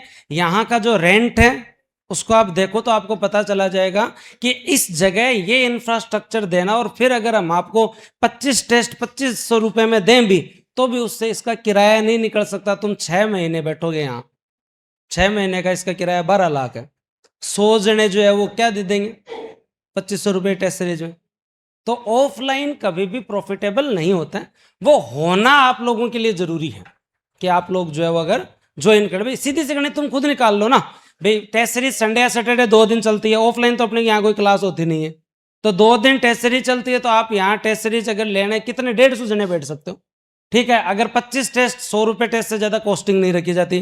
25 टेस्ट भी अगर हम रखते हैं तो भी कितना रेवेन्यू आ जाएगा 150 जनों से 2500 रुपये में, ठीक है। उसमें से आधी कॉस्टिंग पेपर की लग जाएगी, फिर आपके इसका रेंट भी नहीं निकलेगा। तो ऑफलाइन केवल इसलिए कि ऑनलाइन में अच्छा कर रहे हैं, अपने यहाँ पर आते जाते मिलने बस बहुत। आप लोगों के लिए लाइब्रेरी एक स्टार्ट कर रहे हैं, पहले आरएस वालों के लिए कर रहे हैं। आगे अगर आप में से मानस हुआ तो उस पर एक फ्लोर और है, फिर ईओ की एक स्पेशल लाइब्रेरी भी बनाने का मूड है। केवल ईओ के लिए एक प्रॉपर लाइब्रेरी बनाने का कि उसमें 80 बच्चे हो, उनका मेंटर हो, और उस लाइब्रेरी के अंदर वो आके अपने सुबह से शाम तक पढ़े। तो हम उसको तैयार करवा रहे हैं, तो बताएंगे, ठीक है। और ये मैं आप लोगों को कह रहा हूँ कि इस बार आप मेरे को इतना ज़्यादा क्यों, मतलब अच्छा और क्यों पढ़ाना पड़ रहा है, उसका रीज़न ये है कि मैं जो पढ़ा चुका हूँ वो तो अब सब पढ़ाएंगे ना। आप इसको तो स्वीकार करो, मैंने जो पढ़ाया है वो केवल आप ही थोड़ी पढ़ रहे हो, उसे जो है वो वास्तविकता में उतना तो सभी पढ़ाएंगे इस बार जो मैंने पिछली बार तक पढ़ाया। तो अब मेरे को और बेहतर करना पड़ेगा ना, तो थोड़ा सा डिटेल में चल रहा हूँ ताकि सभी साथ चल सके। अब भाई के सर के जो है वो बात पर आते हैं। सर का कहना है कि इनके साथ के लोग और जगह जो है वो सेट हो गए, है ना। तो पहली चीज़ तो ये याद रखो, जो जल्दी सेट हो जाता है वो अच्छा सेट नहीं होता ठीक है, सिंपल सी गणित है। जल्दी नौकरी लगोगे, छोटी लगोगे, लेट लगोगे, बड़ी लगोगे। और दूसरी बात, मेरे साथ जितने भी लोग थे वो कोई एसएससी के अंदर हो गया, कोई बैंक में पीओ लग गया, बाबू लग गया। मेरा एक दोस्त है, उसका मैं नाम नहीं बताऊं, पर उसका बैंक के अंदर नौकरी लगी और उसका वेटिंग में सिलेक्शन हुआ, ठीक है। उसके बाद में भाई उसने जो है वो गाँव में लाडू बांटे हर जगह। तो मेरा था कि यार तू हमारे घर रहने दे यार, तुमको बांटे तो बांट दे भले, पर हमारे घर रहने दे। मैं जयपुर बैठा हूँ, तू गांव में लाडू बांट के आएगा, आग लगा के आएगा वहाँ पे, क्या मतलब। भाई गया भी, फिर बाद में वो थोड़ी रुके हमें। तो जो है वो लाडू बांट के आया, लाडू बांट के आया, तो फिर जाके मतलब जो है वो घर पे लाडू देख के फिर बात भी दी उसने एक कि सिलेक्शन के अंदर जो है ना खुद की मेहनत बहुत जरूरी है आंटी जी। और पद चाहे एक हो या 1000 हो, इससे फर्क नहीं पड़ता, हमें तो बस एक ही पद चाहिए, है ना। तो एक पद ही बहुत होता है। गजब बात, भाई का वेटिंग में हुआ है, मतलब सिलेक्शन भी वेटिंग में हुआ है, और जो वैकेंसी भी लगभग 10,000 की है, पर बात एक पद की है। उस समय कभी कभी लगता था, मतलब वो मेरा भी बहुत अच्छा दोस्त है, ये बात मैं उसके मुंह पे भी कहता हूँ, ऐसी बात नहीं है जब बैठते हैं तो उसके बाद जो है वो मेरे को हमेशा ही लगता था कि मेरे साथ वाले सारे नौकरी लग गए थे। ऑलमोस्ट एसएससी में लग गए थे, बहुत सारे एसबीआई पीओ लग गए थे, बहुत सारे टीसीएस वीसीएस के अंदर इंजीनियरिंग में अच्छी जगह चले गए थे। जो जब हमारे साथ के लग जाएं तो वो खुशी तो मेरे को लगता है वो पार्टी दे तब तो होती है, और तो भाई कोई भारी खुशी जो है वो इसकी कमी होती है। लेकिन एक प्रेशर होता है कि हम गलत फील्ड में तो नहीं है, कि हमारे साथ के सारे सेटल हो गए और हम उस फील्ड से स्विच करके इधर आए, अपन गलत तो नहीं फंस गए। तो भाई वो विश्वास खुद पे रखना पड़ेगा। वो फील्ड आपने अपने विवेक से छोड़ा है, या तो हो सकता है कि आप उस फील्ड के लिए आप में कैलिबर नहीं था, या फिर हो सकता है कि आपका उसमें इंटरेस्ट नहीं था। अब आपने अपनी इच्छा से, व्यक्ति स्वविवेकी प्राणी है, अपनी इच्छा से किसी चीज को छोड़ी है ना, छोड़ दी तो फिर छोड़ दी, चाहे वो नौकरी हो चाहे कुछ भी हो, बोले छोड़ दिया वो छोड़ दिया, पीछे मुड़ के नहीं देखना। अब ऐसे स्विचिंग करते रहोगे तो फिर किधर के नहीं रहोगे। ऐसा ऐसे मत सोचो भाई। अब अगर उसके 1 नंबर से रह गए तो उसकी वैकेंसी है तो उसकी भी तैयारी करो। अरे यार, अरे वो मेरा गलत पढ़ाया हुआ होता तो भाई मेरे नाम लग जाता। हाँ, पर देखो हम किसी भी एग्जाम में 1 नंबर 2 नंबर पे रहते हैं, हमारे कैलिबर में कोई कमी नहीं है, हमें कम्पिटिटिव स्किल है। नौकरी चाहे कोई भी 4th ग्रेड लगे चाहे आरएस लगे, अगर आप एग्जाम क्वालिफाई कर रहे हो तो आप में कम्पिटिटिव स्किल तो है। बस मुद्दे की बात है कि एग्जाम्स के सिलेबस बदलते हैं। कोई भी आदमी जो एग्जाम क्लियर कर रहा है ना, तो वो हर नौकरी को क्लियर कर सकता है, बस वहां सिलेबस बदल रहा है।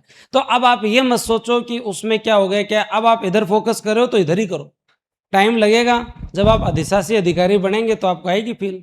केवल सपने नहीं दिखा रहा हूं, सपने देखे हैं और उनको जो है वो प्राप्त भी किया है हमने। वास्तविकता में जो अचीव करके भी दिखाया, केवल ज्ञान नहीं दे रहा हूं। हमने 4-5 साल में इस जोन में रहा, मेरे साथ वाले सब सेट हो गए थे, बहुत भारी। एक समय तो ये भी लगने लग गया था कि ब्याह कैसे होगा। शेखावाटी में ये बहुत बड़ी दिक्कत है हमारे कि भाई साहब अब जो वो तो था कि भाई मम्मी टीचर हैं, ठीक है, तो मतलब हो ही जाएगा, लेकिन मतलब जो है वो अच्छा तो नहीं होगा। तो उस जोन से भी गुजरे हैं। ठीक है, मैंने तो मेरा रिजल्ट भी गलत देख लिया था।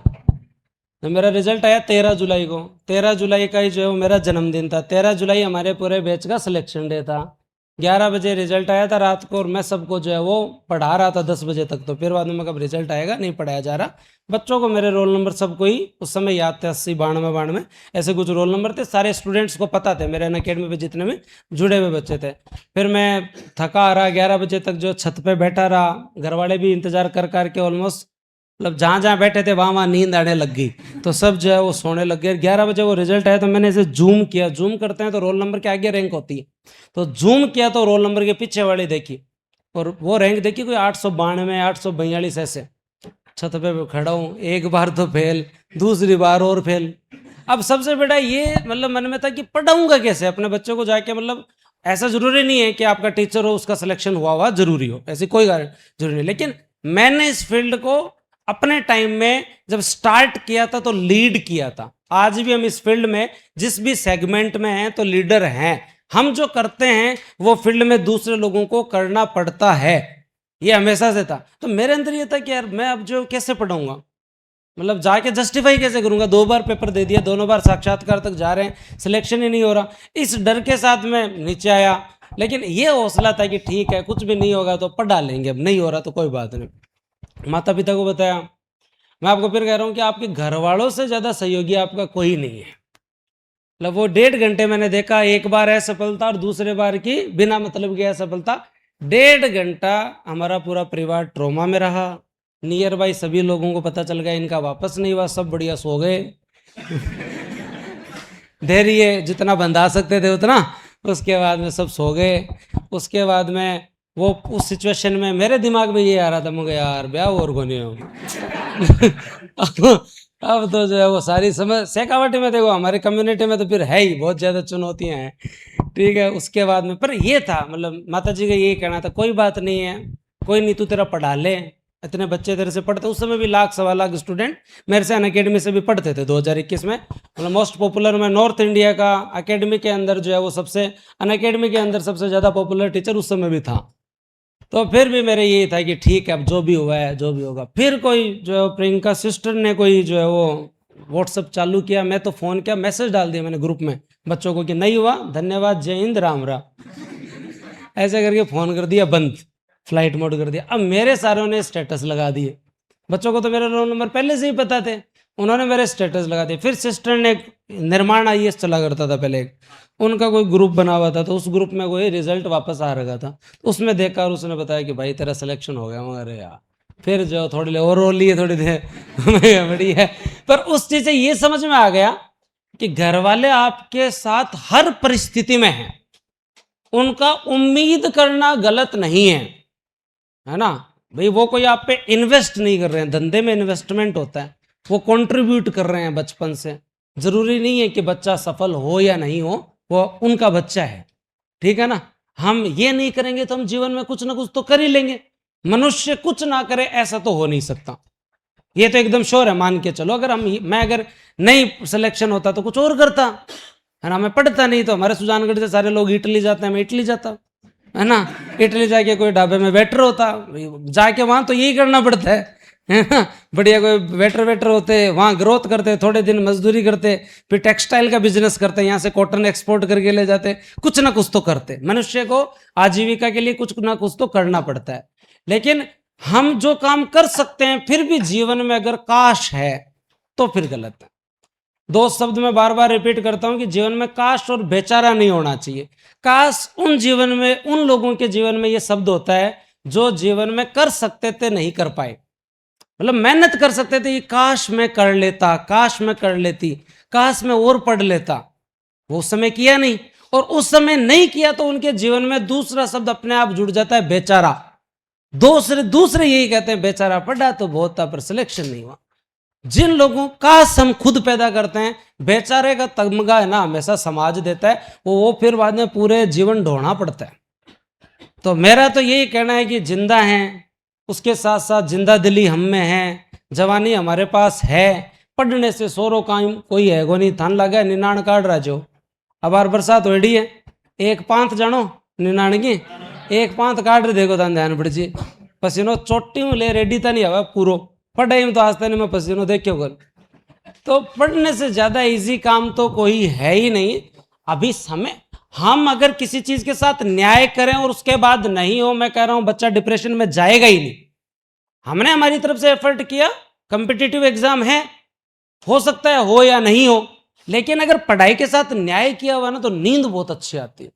मैं 1 साल जयपुर में रहा, शुरू के अंदर है मजा नहीं आता था, टाइम खराब करके मजा नहीं आ रहा। देखना बहुत सारे लोग ऐसे, देखो जिसको टाइम खराब करके मजा आ रहा है ना, वो मतलब वो पढ़ने वाले फील्ड का ही नहीं है, उसको ये काम करना है, फिर फ्री होके वो जाके अपने काम लग जाएगा।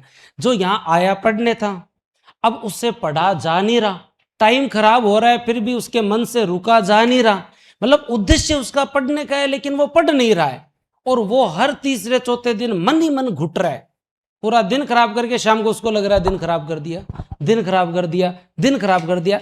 इस कैटेगरी वाले लोगों को इंप्रूवमेंट की जरूरत है। जो पढ़ रहा है वो पढ़ रहा है, उसको कोई जरूरत नहीं है, वो पढ़ लेगा। जो नहीं पढ़ रहा उसको भी कोई टेंशन नहीं है। जो नहीं पढ़ रहा है, जिसके पढ़ने की इच्छा है, हर दिन रिग्रेट होता है, उनको सुधार कर लेना चाहिए कि अपन अगर इंप्रूव कर लें तो फिर बढ़िया। और ये नौकरियां है ना, ये जीवन में बहुत कुछ तो नहीं देती हैं, पर सम्मान इतना मिलता है। हम जिन घरों से आते हैं वहाँ पे केवल और केवल एक ही चीज़ की आवश्यकता है, सम्मान, नाम, रेस्पेक्ट। हो सकता है वो हम परिवार में चाहते हैं, हो सकता है हम समाज में चाहते हैं। महिला के लिए हो सकता है कि वो परिवार में चाहती हो सकता है कि वो अपने जो जोड़े में ही सम्मान चाहती हो, है ना, अपने पुरुष से भी। सम्मान की वजह से ही ये इन नौकरियों की तैयारी की जाती है, कोई ना कोई कारण होता है। तो हम हमारी पैसे से क्लास चेंज नहीं कर सकते।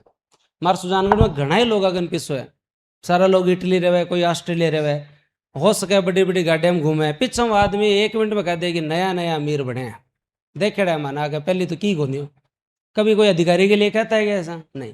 पैसे से क्लास चेंज नहीं हो सकती, अधिकारी बन के भी कोई बहुत ज़्यादा पैसा नहीं हो सकता। आने वाले टाइम में पूरा डिजिटल युग है। आप अगर किसी दूसरे मोटिवेशन से इस फील्ड में आना चाहते हो तो मत करो भले, है ना। जो होगा वो ईमानदारी से होगा, जो है वो उतना ही होगा, उससे ज़्यादा कुछ नहीं होगा। लेकिन सम्मान, मान, प्रतिष्ठा, ये है ना, इनमें 4 चांद लग जाएंगे। जो आपको सम्मान चाहिए ना समाज से, वो मिल जाएगा, लोगों के मुंह बंद हो जाएंगे, है ना। और ऐसा नहीं कि तुम कोई जो है वो 30 मार खा बन जाओगे ना, रहना तो विनम्र ही पड़ेगा, है।